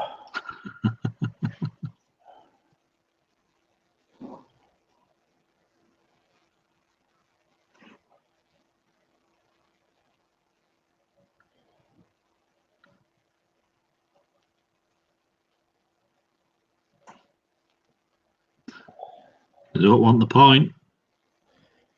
Shrek is a troll. No, Cara, no. But we're going to give the point to Cara anyway because she typed Shrek is a troll. So well done, Cara. You're now on 2 points. Woohoo! Excellent. Retroboot this missed out on a point there. Which song was Oasis' first #1 in the UK singles chart in April 1995? Roll with it. No, was that even an Oasis song? Yeah. Are you sure? Yeah. I'm Googling this. You gotta roll with it. You gotta take it there. Now you've sung it to me badly, I fully understand that it is an Oasis song.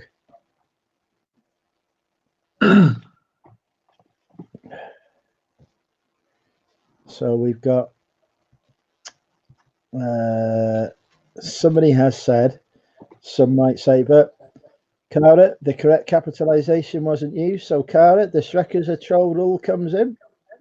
If you say, some might say, sorry, if you say Shrek is a troll, Cara, you can have the point. Why after that? That's correct. Because TK. No, TK's put the right capitalization in. You don't put capital letters after the initial word of a sentence unless it's a name.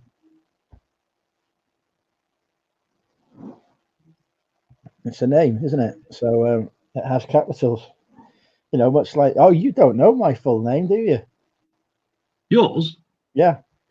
Yeah, it's your middle name, Walter. Walter? Yeah. No. Trust me, chat. It's Walter. It's written. I've seen his passport. It's Walter. I don't even have a passport for you to see. Andrew Walter Nolan. Why do I don't even know I asked these things. I should have known better. As soon as I said it, I should have thought, what the hell? Just retract that statement. It's not Walter. Well done, Cara. You've moved up to 3 points. You're catching up on Damien on his 6 points. We are indeed doing a quiz, lady. Complete the title of this 1995 U2 hit, Hold Me, Thrill Me, Kiss Me, something. Complete the title of this 1995 U2 hit, Hold Me, Thrill Me, Kiss Me, something. I don't know. I was never a fan of U2. I wasn't a fan of U2 either. Mind you, there's only one of you, so that would have been a better joke if there was 2 of you. Right. Now, yes, he's used the correct capitalization as well. Well done, Damien. Who's up to 7 points? Oh dear. He'd kill me. I do like Zoe's choice, though. I assume this is part of Zoe's subconscious desires coming out. I should stop embarrassing people in the chat. Okay. Rod Stewart and Sting teamed up with which North American singer for the Three Musketeers single All for Love in 1993? I do it all for... I can't sing. Oh, I think I know this one, but I don't like him as a singer. Go on. Is it Bryan Adams? It is indeed. Well done, Rod. You move up to 2. But isn't he Canadian? Did I say... yeah. So Canada's in North America. I said North American. Canada's not in North America. It's a different country. Bloody North America. It's the most northerly part. It's the most northerly part of North America. It's at the top of... It's its own country. Yes, but North America is the name of the continent that it's on. Like Europe's a continent, North America's one, South America's one. You lived in freaking North America. Only for 4 months. There's nowhere near Canada because that was a different country. You must have looked around and thought, "Oh, this isn't Europe anymore. I'm no longer in my continent of Europe. I'm in a different one."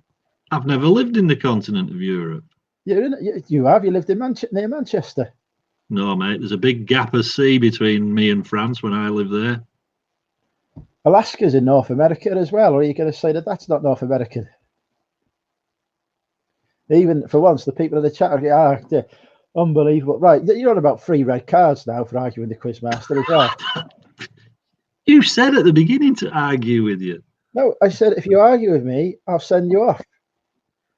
Oh, I'll tell you what, Walter, you're a bit of a hard taskmaster. I upset Louise earlier. Right, she was saying that I was talking to her about getting some more stock to sell, because she's like, she's gone through her wardrobes and whatever to to get rid of all the stuff she doesn't want anymore. So I said, well, so your wardrobe must be like this big by now then, if you've gone through it, like I would. No, it's the size of a fucking house. So I said, well, what have you got in there? Oh, I've got 5 pairs of hiking trousers. It's like, well, how many times do you go hiking? Once or twice. Well, why the fuck do you need 5 pairs of hiking trousers then? So I suggested she listed one of them. Oh, she got a right strap on with me. I was being, I can't remember what I was being out for. She wouldn't speak to me for 3 hours. 3 hours. There was, to be fair, quite a bit of conversation before that where I may have described there as being useless productivity wise and such like, but that was the straw that broke the camel's back, was the friggin' get rid of a pair of hiking trousers. What, when you go hiking, like I imagine it like wandering up, all over a load of fields here and everywhere. What's the difference in like hiking trousers and a pair of jeans? I have no idea, Rod. I assume one's waterproof. When I go up Snowdonia, I do it in my 501s. Yeah, well, I don't know. Andrew should go on Naked Attraction. What's Naked Attraction? Yes, thank you, Stu. North America is the continent. Well, I'd be a bit annoyed if I was Canada. Right. And I was like, because I'm not my own. Anyway, let's drop it. It's like saying that you'd be a bit annoyed if you were Germany because France is in Europe as well. Actually, that's a fair point. I'd be annoyed having France in Europe. North America is a continent. The USA is a country. Canada is a country. Together, they form the North American continent.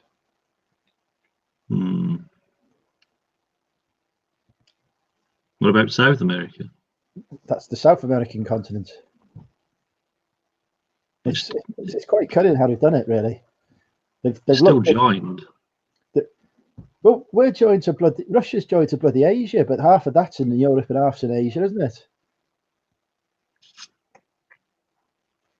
Yeah.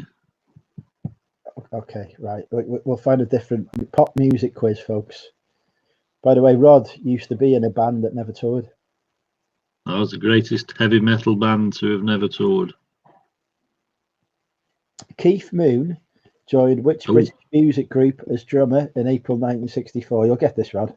Oh, I know this one. Go on. Oh, The Who. Well done. Rod's on 3 points, and you just beat Stu Mandry by a second then because he came straight in. So Stu, I was watching a documentary the other week about Keith Moon, actually. It had quite a sad ending. About who? Keith Moon. Who? Oh, you got me. Oh, shit. There you go. Yeah, he had this chap. He had quite a sad ending. He was more or less living off handouts from. I thought he was still alive. Oh God, he died years ago. Wasn't he in Pirates of the Caribbean? Johnny Depp's dad. That was. Hello, my Venture UK. Well, that was. Oh, what's he called? Ronnie Wood, is it? I don't know. One of them. No idea. Right, 1,000-year-old. Which dad's? I didn't know this. Which Dad's Army actor kicked off 1971, topping the charts with Grandad? Oh, bzz, Go on. Clive Dunn. Correct. No idea who he is. Keith Richards. That's it. I knew it was Keith somebody. Right, so you're on 5. 4 points now. I'll take it. I've heard that before. Not on a Monday in Birmingham, though. Yeah. Which Irish? I had to freaking have a hotel room on my own. Which Irish boy band became the fattest to achieve 10 #1 singles in 2002? I'll repeat that. Which Irish boy band became the fattest to achieve 10 #1 singles in 2002? Did you say the fattest? I believe so.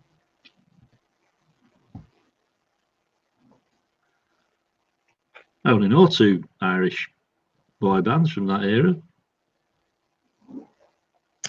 We've got Boys Home, but the correct answer was Westlife. They were indeed the fastest to achieve 10 #1 singles in 2002. No one said fattest. It was definitely fastest, I said. No, Westlife wasn't the other one I was thinking of. Who are you thinking of? Pet Shop Boys. Oh, no, what's he called? The Brian Harvey was in it. He was in it. That Brian Harvey, is he called? Take That. No, he's 17. Well, they're not freaking Irish. Are they not? No. They're from London. Rihanna's chart-topping single "We Found Love" featured which Scottish DJ? Apparently they are Irish. I take it back. There you go. Hollywood. The country fan has arrived. She's trying to convert me into country and western. There's 2. I really do not like country and western. It's depressing and it's morose.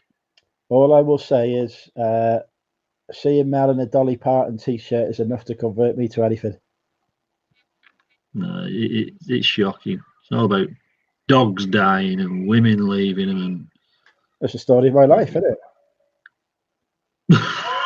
Oh, I see. I said your dog was dead. No, I sent you proof of life the other day.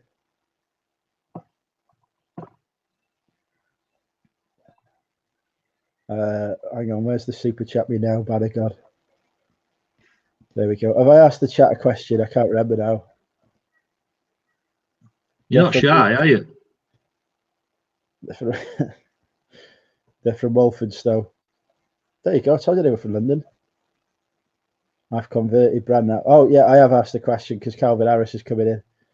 So, Lainey gave the correct answer, but did not use the correct capitalization.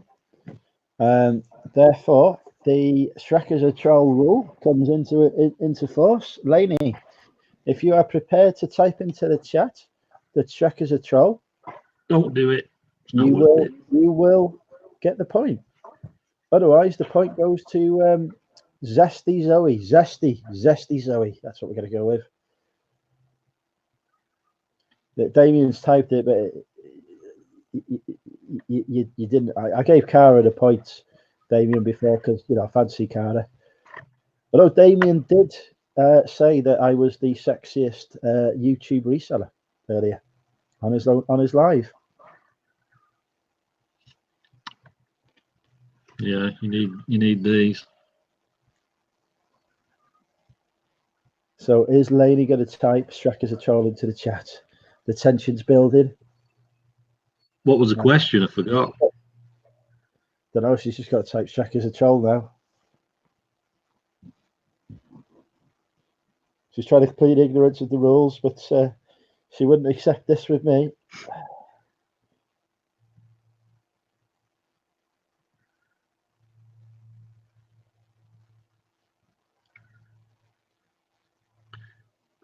Anyway, this Shrek thing, you settled that about 8 months ago. Well done, Laney. Shrek is indeed a troll. If you watch that live back, that was my 500 subscriber special, where Nick turned up thinking he was on an episode of Cellar Lads and was very surprised to see Louise there. I didn't actually renounce my beliefs. I gave the appearance of saying it. Just as a matter of interest, Laney. Who's told her? Laney's not a capitalised troll. Is that part of your rules? No, that's fine.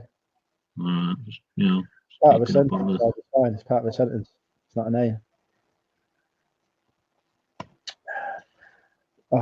Who's told? Right, seriously, who has told Tracy about that? It's bloody Georgina, isn't it? Bloody killer. Right, well done, Laney. You get a point there. Released in 1988, Flying Colours was the 9th studio album for which singer-songwriter best known for the 1986 song Lady in Red. Go on, all this. Go on. Well, people have got to get in the chat first, haven't they? Know, if you go first, you get the points. If they go first... Oh, Christy Burr. Correct. It is indeed. Bloody Georgina's turned up. I knew she was still watching. It is indeed the famous Tracy Martin. Yeah, still love you. No, nobody go back and watch that video. That was appalling. I'm deleting this live. Right. In 2001, and I would gladly work through this group in turn all together at the same time, whichever they want to do. Spice Girls. No. And you've now given you one answer as well. In 2001, Heidi Range replaced Siobhan Donaghy as a member in which British girl group? So, do you really think I would shag all of the Spice Girls? I mean, have you seen some of them? They're beyond haggard. Well, back in the day, mate. They're still haggard. You wouldn't say no. You'd give a door a bang. How dare you? I have standards. Well, I've banged a few doors in my time, but that wasn't deliberate. You walked into a few as well. So, unfortunately, Georgina has come in with Sugar Canes, which is not a band ever. Zoe has come in with Girls Aloud, without the capitalisation, although I would gladly work through Girls Aloud too. But Becky is complete. Becky, are you in the cult? Do we speak in the cult? I think Becky's in the cult. I think I've seen her. I've welcomed her there. Becky is complete. If you move up to 2 points. Andrew, sorry, I'm just reading Stu's comment there. Yes, he probably would, Stu. What's he said now? I have to scroll back. What Stu said? The Beverly Sisters. No. I'm not going to work my way through that. All right. You have a job, I think they're all dead. I think that's what Stu means. All right, general knowledge quiz then, folks. Final round. Are you not in the cult, Becky? Oh, hang on. Have I got any of my admin left here to drop a link to the cult? Oh, Derek's in. Derek, you need to drop a link to the cult. Rod's in it. Tracy's in it. Grantley's in it. Georgina's in it. I keep leaving it, but you keep adding me. Can't escape it. Well, yeah, once you're in the cult, you're in the cult.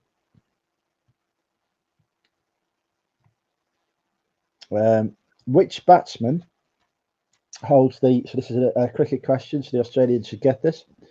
Which batsman holds the highest individual scorer in a Test match cricket, having scored 400 against England in 2003 and 2004, but he's just the highest individual scorer in a Test match. He's an awesome cricketer. Thank you, Jeff Derek. Boycott.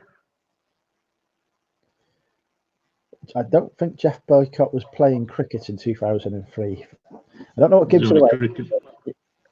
Neither was Ian Botham. But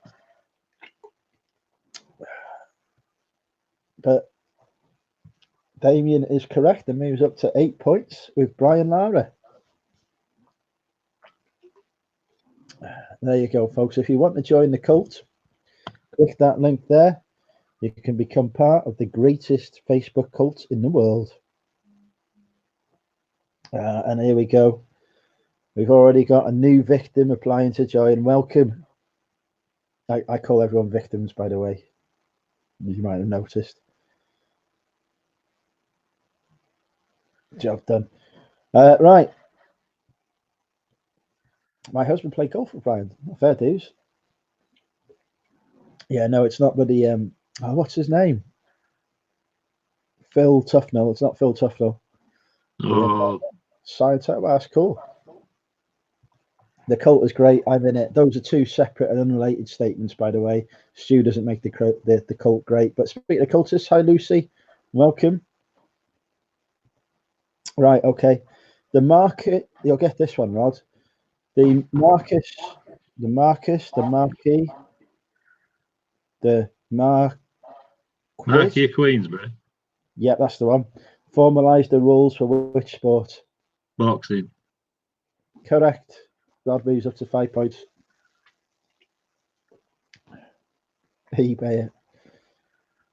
Derek has sold the. Oh, right. He's going to think he's the greatest clothing seller now. Derek. He is, isn't he? Oh, say Derek is look in the group. You'll see yesterday I sold 2 items of clothing. Yeah, it was boxing, but Rod was quicker. I used to do boxing back in the day. Did you? Yeah. Were you any good? Well, the good ones are always retain the features, mate, don't they? You've only got to look at the bad ones. Yeah, fair point. Yeah, so you're pretty bloody shit then. I could run. I could run.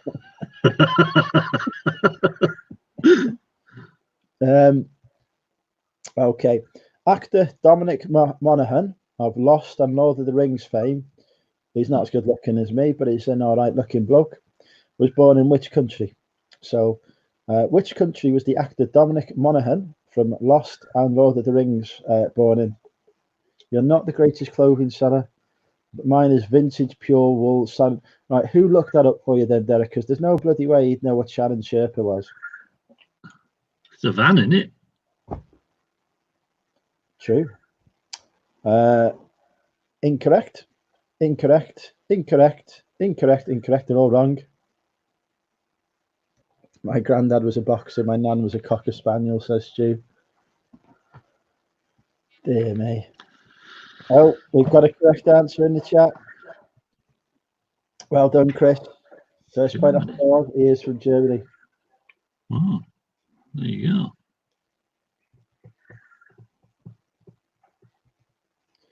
Not a bad guess there, Tetro Jag.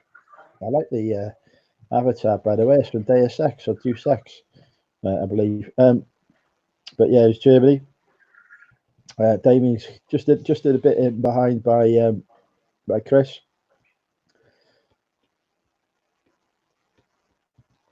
Right.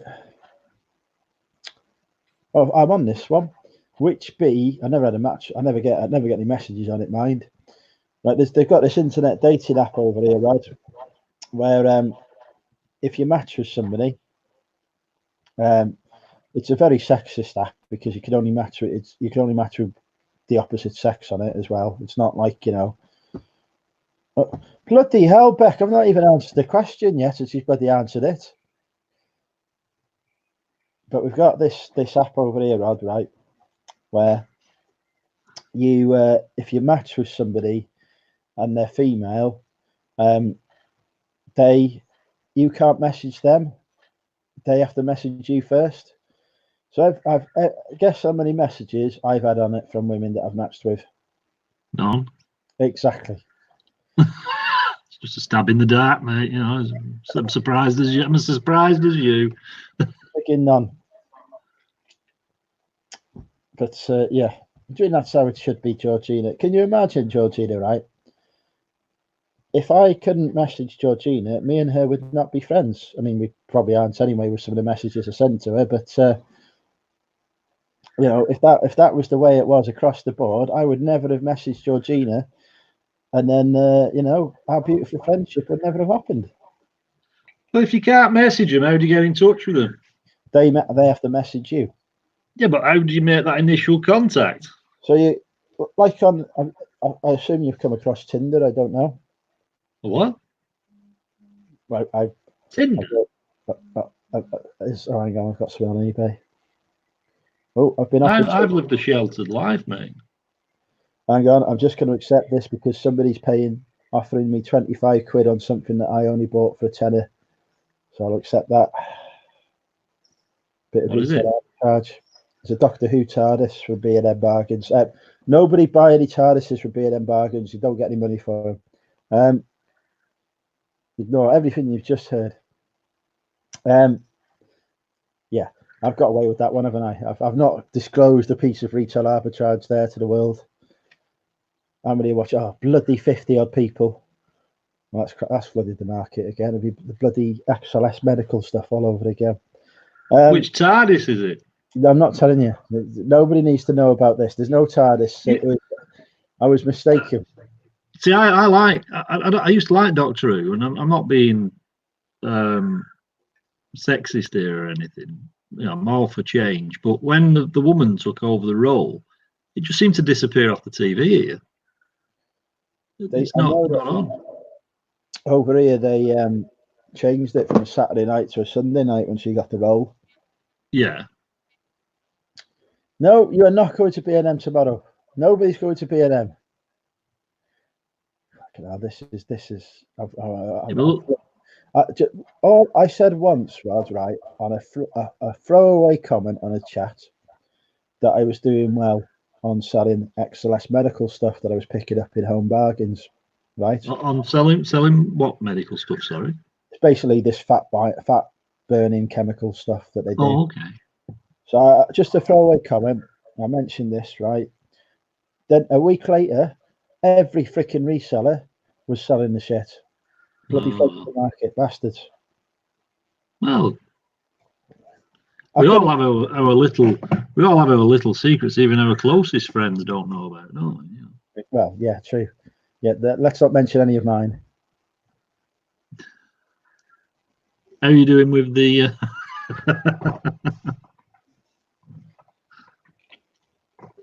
We'll move quickly past any of what Rod was about to reveal there before I get embarrassed. What did the Wright brothers invent in 1903? Well, now is this a trick question? Because is it what they did they invent or what did they achieve? So what did the Wright brothers invent in 1903? Well, I'll say the first aeroplane which flew. Captain's beating you with plane. That's not necessarily true. Have we argued with the quizmaster again? They may, yes. I'll take they may have invented a plane, but they invented the first plane that successfully left the ground. No, you're correct. I think it's a shit question. It is because other people had invented planes before that. They was just the most successful, but yeah. We'll give you the point there, Kenton. Hi, Lana. Hello, Lana. How are you? No, I've got no day off tomorrow. I am in work tomorrow, but I have no meetings tomorrow. None at all. I cleared my calendar. I was probably hoping to get lucky tonight. Student night tonight, but I haven't got out. Lake Victoria, spanning Uganda, Tanzania, and Kenya, is the largest reservoir of which river? Lake Victoria, spanning Uganda, Tanzania, and Kenya, is the largest reservoir of which river? The Euphrates. No.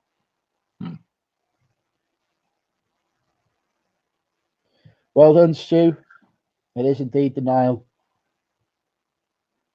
I love the way that Damien thinks that an Indian river goes in Africa.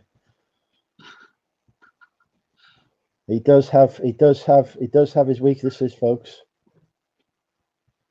Okay, so final question in the quiz. Which AG emerged into the art world in the 1980s with his Another Place exhibition, which is now permanently situated on Bill Crosby Beach? So which EAG emerged into the art world in the 1980s with his Another Place exhibition, which is now permanently situated on Crosby Beach? I want his full name. What's an AEG? That's his initials. Hmm.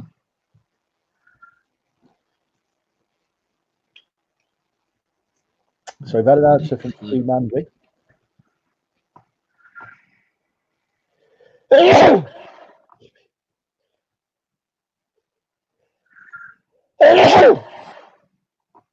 excuse me. It's not Thomas the Tank. It's not the Angel of the North. It is Anthony Gormley, and Stu just beat Damien. For God's sake. Damien would have been disqualified anyway because he answered twice. Is he the one who did that Angel of the North? I have no idea. I don't know who did it. Shall I have a look? I thought Angel of the North was Damien's second answer. I don't know, but have you ever drove past it? I have, yeah. It's not as big as It's a bloody mess. Oh, it is Anthony Gormley. He is the one who did it. It looks like some blokes stood there with a set of wings off a Messerschmitt, and it's all rusty. But that's you call that art. Well, speaking of people who are in a fine position to criticise others' artwork, how is Yoda? Has it gone to Peter? No, it's over there. Why don't you show the people of the Monumental UK cult community? What, the winning entry? The vote was rigged, but apart from that, the entry for your origami challenge, and we'll talk about your role as an art critic once they've seen Yoda. I didn't say I was an expert, but everyone can be a critic. Show him Yoda.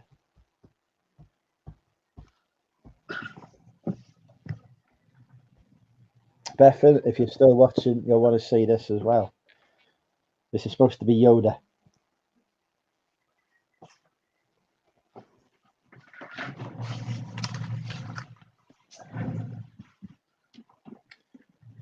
That's right. That is not the entry that you put. How dare you? It's Yoda. You said show him Yoda. I said show him your freaking piece of artwork that you did. Get bloody Red Yoda out. That, folks, is what Rod calls art. That is apparently Yoda. Let me just. That was successfully sold in Brad and Jasmine's charity auction. And Peter bought it. Has he paid you for it yet?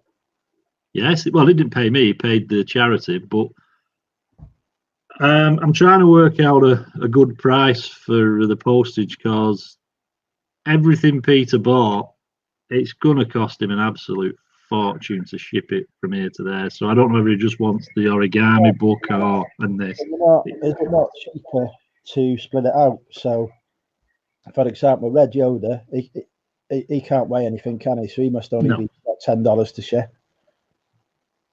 No, I reckon. Oh, I've got to get him a price. I meant to do it yesterday, but it's Melin. I was so busy listing and so. Stu, it's not got a point missing. It's just got there's his point now. He's got a hat. No, it is pretty pointless, Stu. You're right.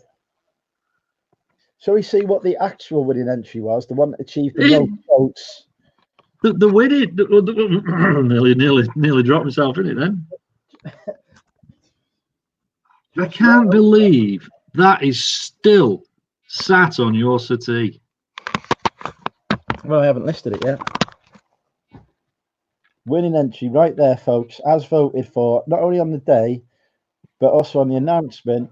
And people tried to vote for it in the poll, but the poll was locked because somebody was too tight to pay for the proper poll. So it only allowed a maximum of 40 entries. 48. There was 100 people in my cult ready to vote for me who couldn't really get in the thing. Well, you know what they say, early bird catches the worm. I don't need a cleaner, Sam. It's clean. I just need it to. I need to get rid of the stuff. I've actually got. Yesterday I went outsourcing, and I picked up 5 pairs of jeans, 3 shirts, and no, that was it. 3 shirts. They're all listed. Photograph listed all them last night. I listed 9 video games, and I also picked up a stereo amp. That's 10 minutes worth of work then. 9 video games. Still work. The video games, the PlayStation 2, I picked up 4 PS1 games in really good condition, $1 each. I couldn't believe it. That's unbelievable. Yeah. Did I ever tell you about the PS1 game that I picked up for £1? How much did you get for that? How much do you reckon? Paid £1 for it. It's if I put it this way, it's the highest value item I've ever sold on eBay. Oh wow. I think I remember this. And it was incomplete as well. I don't remember the price, but I remember either reading about it or hearing you talk about it in some chat somewhere. Oh, I banged on about it for months. What game was it? Castlevania, the signature limited edition. So it cost £1, wasn't complete. The thing that made it limited edition was the artwork that it had with it, right? Mine didn't have the artwork with it. And I still got 190 quid for it. The standard edition goes for about 80, I think. So, yeah. Well, that's not bad. I've actually picked up yesterday from the tip shop of all places on my way back from, I went to Toowoomba, which is a town like 40 minutes away. And on the way back, I called in the tip shop and picked up. The guy had literally just dropped it off 5 minutes before I got there. And it's an amplifier, stereo amp. Now, the box had on the side Marantz. And I thought, oh, lovely. And I opened the box up and it wasn't a Marantz. It's some other make. It's not fantastic, but I'll get some good money for it. Yeah. But in the other box, there's a full set of wooden Infinity speakers. Now, I don't know if you've heard of that brand over there, but one of these speakers alone can go for anything up to $200. Jesus, how much did you pay? For the whole lot, $50. Yeah. Oh, and I got, in amongst that, I got 2 big Nerf guns and a load of bullets and things. So, yeah, I'm going to put the Nerf guns on the on Facebook later. I guess the issue we have over Nerf here, it can be a bit seasonal. Yeah. But I guess for you guys, perhaps a bit less of an issue. Yeah, well, yeah, weather-wise. I seem to have got a lot of Nerf stuff recently. It did go through a dry spell, but like everything in it, they have the peaks and troughs. And I think, sometimes a dry spell as well could be because there's a lot listed. Yeah. And then people sell them, or they take ages to sell them or whatever, so think, I'm not going to pick any of those up again. Yeah. The market levels out a bit. Yeah. Well, the Derek Tap Peddler's just said he likes the vintage hi-fi. I'll actually do a separate quick video of these because I think have you ever heard of Infinity speakers, Derek? But like I said, you can go for up to $200 a piece. One's over there now. I'll go and grab it. Well,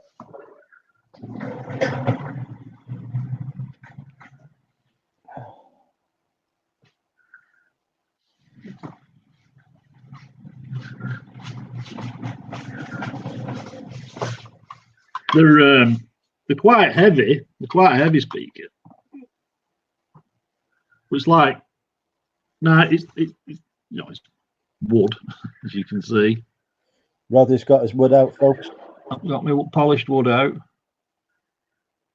I mean, this must weigh about 5 kilo alone. It's bloody. It's called an Infinity Beta C250. Sounds like a shit car. Sounds like one of them Trabant things, doesn't it? What you two used to drive around in. Yeah, it isn't a Marantz amp, Derek. Although the box was. Well, I was well happy when I saw the box, and then devastated when I opened it. But there you go. You what? Sorry. How many have you got? Well, I think there's one of these, and then there's like 4 kind of subwoofer type things, you know. So if they're worth $200 each, for your $50, you've got 800. I would conservatively say 800 because I've only looked at the price of this one and the other one. It could have been a shit Marantz speaker in there that was only worth 200. Yeah.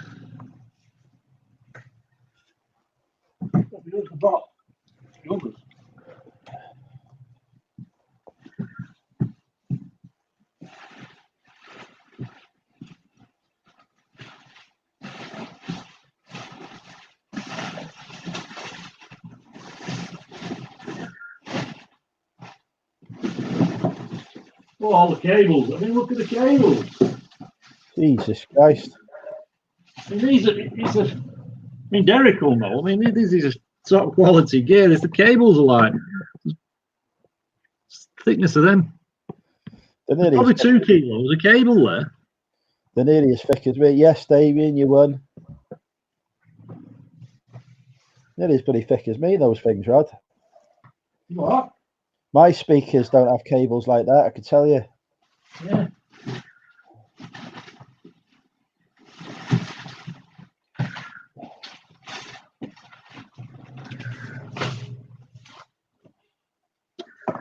There's another one. And this is a Beta 10. Well, I've not priced that up, so I don't know. I mean, there's a lot of weight in these. And not be cheap to ship then. No. So I don't know. I might actually, you know, go down to cash converters and see what they'll offer just as a job lot. If I mean, it might get down there and they might offer 300 for the lot. I'll take it because it only costs 50 rather than mess about with, you know. I did that the other day. I needed a bit of cash. I picked up 3 TVs off eBay, 15 quid.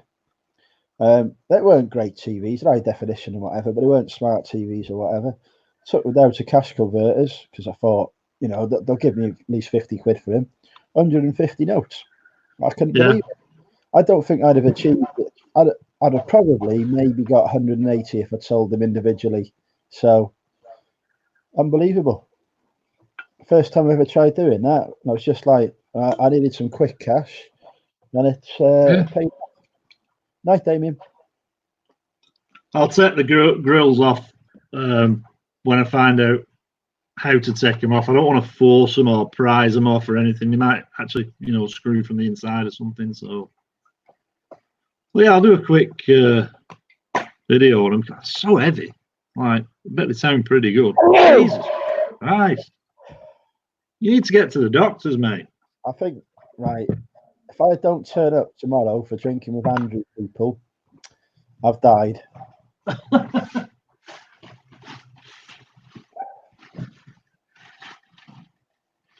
Yeah, so let's see how we go with them. I had a message off my friend earlier who's watching, so not far away. She's like, "Are you all right? Do you need me to come round?" And I'm like, "Trust me, you don't want to come in here. I'll be fine." The issue is that I've inhaled some of the fajita sauce when I was choking, and it's making me bloody sneeze as a result. Unless Derek says unless they pull off, I just test the sound. Yeah. Has that did that sauce have like chili flakes or something in it? It's definitely got some chili in it, but I don't know. Obviously, I made it from scratch, as I make all my sauces from scratch. Yeah, from a packet scratch. Yeah. But I can't remember what particular ingredients I used in that one. But just by the amount of sneezing, crying, and doing. Right, what do you reckon? Should I have one more can? Well, if someone wants to pop in and join you, mate, I'm going to have to get off and actually start doing a bit. The time's ticking on, and you've got a boot camp. I've got to go and pack my organ up. I'm feeding you lines here, mate. Come on, work with me. I sold it. Players organ. I sold it. I sold the keyboard before that you sent me videos of. No, it's not as big an organ as that. This is just a small. Big organ, folks. It's a bit small. No, it's ridiculously huge, but this one's only a small one. So I've got that to wrap. I've got a few other bits and pieces I need to parcel and get them off to the post office. But trouble is, battery on my Ute's gone funny, so I don't know if it's going to start. So I might have to wait while Mrs. comes home, while the lad comes home, gives me a jump start. Bloody problems when you live in the outback, isn't it? I don't live in the outback. I'm not in the middle of nowhere. It's can feel like it at times. You not got a neighbour that you can harass? No, hang on. Why is it every first word that occurs to me is the wrong one that you could ask? My neighbour he's actually a mechanic. He's in work, so it's no problem. If they don't go today, they don't go today. I've give over worrying about defects and things like that. I've just give over.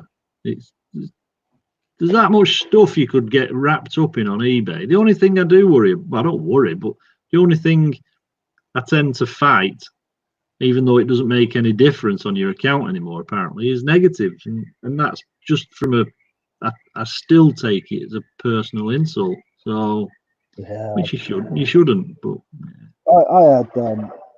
I had a neutral the other day from somebody on a game, which annoyed me because when you're listing media, I think I'm sure it's the same over there. The condition you can only do very good, or acceptable, and that's it. Yeah.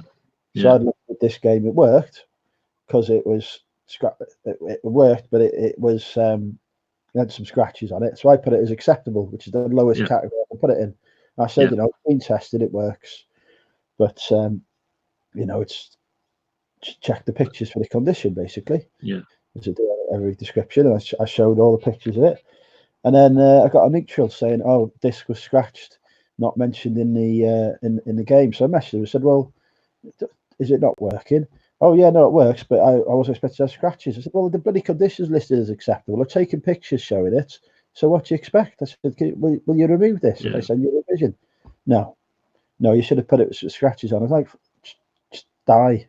I'd have got in touch with eBay and said, I mean, as daft as it sounds, is it at the end of the day, is it worth it? Probably not, because you're wasting more time when you could be more productive elsewhere. It's just. If it had been a negative, I'd have been straight on the phone to eBay after that. But because it was a neutral, I just thought stuff it. But because the collectors look at your feedback anyway, and so actually, if I've got a neutral or so to say that my games aren't the best, I'm happy with that, because that means the collectors won't buy off me and cause me problems later on. Yeah. It'll just be normal buyers who buy off me anyway. So it doesn't harm my sales in any way. I'm still sending them out 10 at a time. So, but it's just annoying. I'd taken a picture to show it. I'd put, have a look at the pictures, make sure you're happy with this item, and he's just like, "Oh well, you should have." The problem is. Sorry, go on. Sorry, I interrupted. Most people don't read the description anyway, so Well, that's the problem. And the problem is, I think, is mobile phones. Majority of purchases on eBay are done on mobile phones. Yeah. And people scroll down, they see the title, they see the pictures, and that's as far as they go. They just click buy. Buy. You know, I had this exact scenario early this week, Monday, in fact. This woman bought a pair of jeans off me, and I'd listed them in the title as size 14. In my description, I put all the sizes, like the inside leg, the outside leg, the waist laid flat, everything. She messaged me and said, these jeans don't fit me. Well, the sizes were these aren't a 14. She said they were a youth's 14. I thought, well, you know, anyway. So I said, look, all the sizes were in the description. So there's a fly buzzing around me. All the sizes were in the description. Anyway, the next day, she left me a negative. I contacted eBay, long story short, they removed it because they said you've got all the sizes in the description. They should have read it. They should know their own body size. You know, not just go off of 14. Yeah. They should have read the actual sizes. So they removed it. Like I say, I know you could probably waste too much time and what have you, and you could be more productive elsewhere. I mean, like Mel will probably rightly say to me later, you know, I could have been more productive this past hour and a half or whatever in doing, say, this. But you've got to have some pleasure out of it, some relaxation time as well, you know. A bit of fun, otherwise you're just working all the time. And that's one reason I didn't leave, I got made redundant in the end, but one reason we all want to get out of that rat race, because you just feel like you're working all the time. Yeah. You know, this is the beauty of this. You can pick and choose when you work. I mean, I might not go to bed till 1 in the morning. I've been sat, you know, at 1 in the morning and seen people go live on Messenger.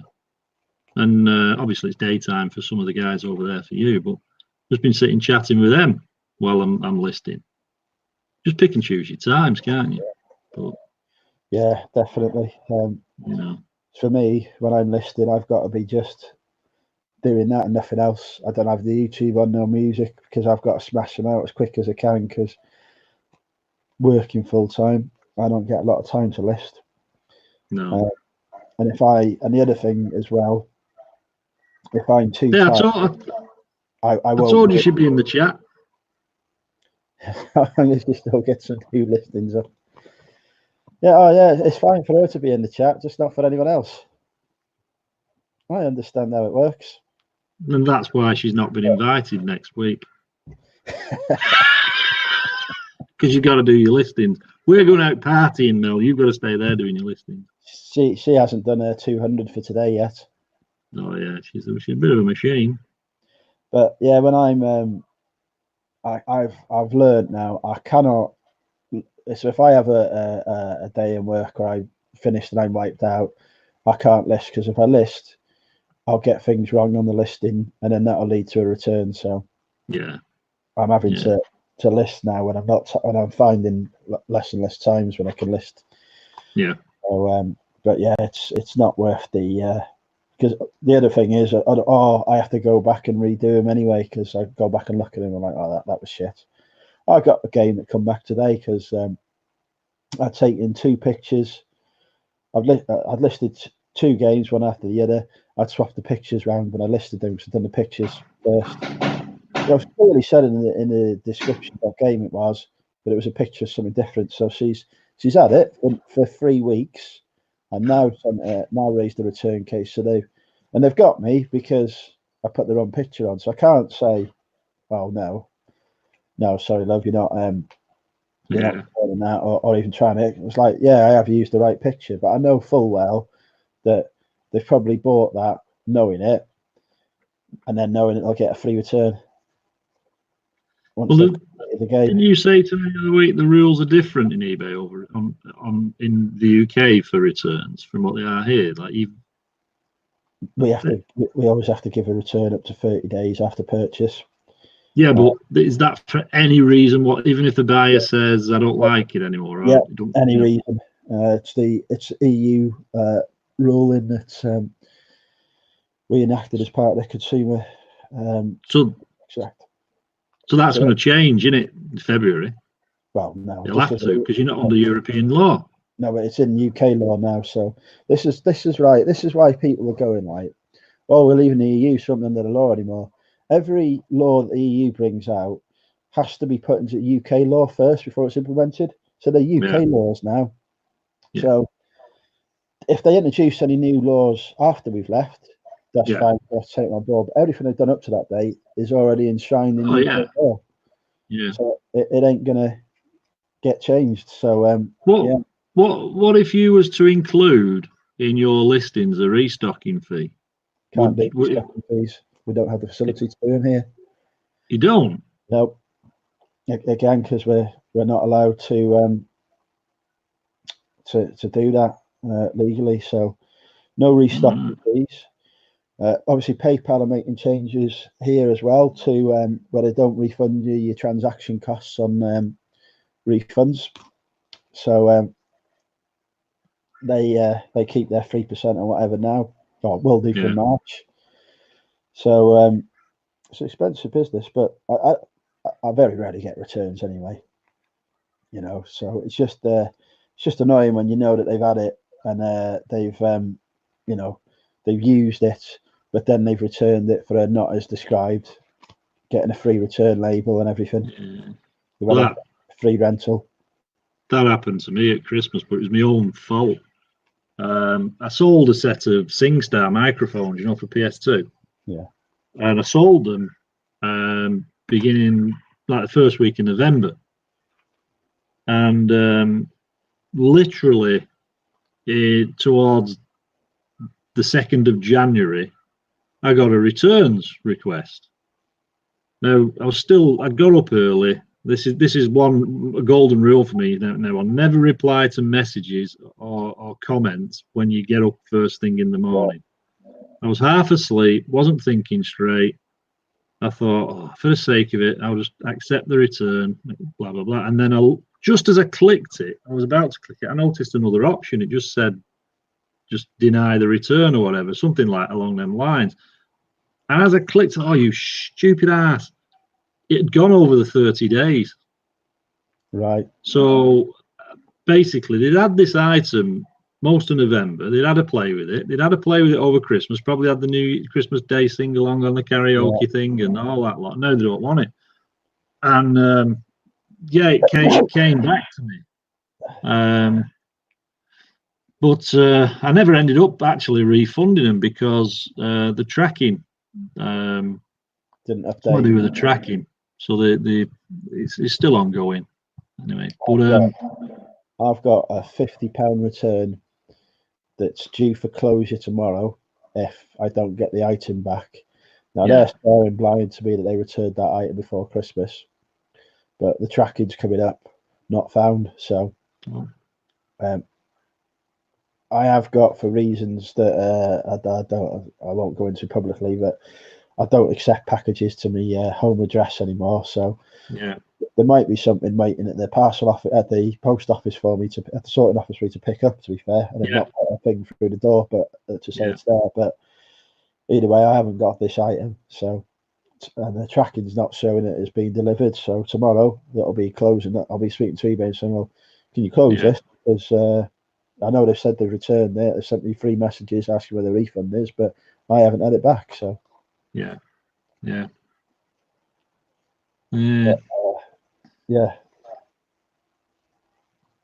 That's where, like, if I'm sending something out, I'm not with damn sure the tracking's working. If something's coming back, I'm hoping it's not working because I don't want the stuff back. In the great scheme of things, though, I mean, the actual percentage rate for returns compared to what you actually send out is probably minimal. It's probably not even registerable. It was on like 0.5% or something. Yeah, it's just, So it's just annoying when it comes and it's something that's when they take the mick or whatever. Yeah. Right, I better go anyway. I better get to bed. Yes, I'm gonna get off. And thank you for having me on. And I'll have you anytime, Rod. You know that. Oh my God. provided me with a near-death experience. Oh, God, that never happened. I will deny that. Nobody tell Car Boot Chris either, because he'll be bloody lucky for that. He's not found my cheerleading video yet, thank God. Well, Chris went live yesterday from some pub in Atlanta or somewhere, Georgia, wherever he's going on his holiday, and message him and ask him what the hell that band was. There was a guy stood on the stage basically bashing a drinks tray on his body, and that was the act. He's just he's tapping it with his fingers and banging it on it, and that was the act. Can you go all the way over there? Just go down Manchester on a Friday night. You'll see that every day of the week, every weekend. Just head to Wetherspoons and Wrexham. You'll see me doing it. All right, guys. Thanks for being in the chat and everything. And thanks again for having me on, Andrew. A pleasure. No, bye, everyone. Bye. And I haven't pressed it. Why is it not pressed? Yes, there it's pressed.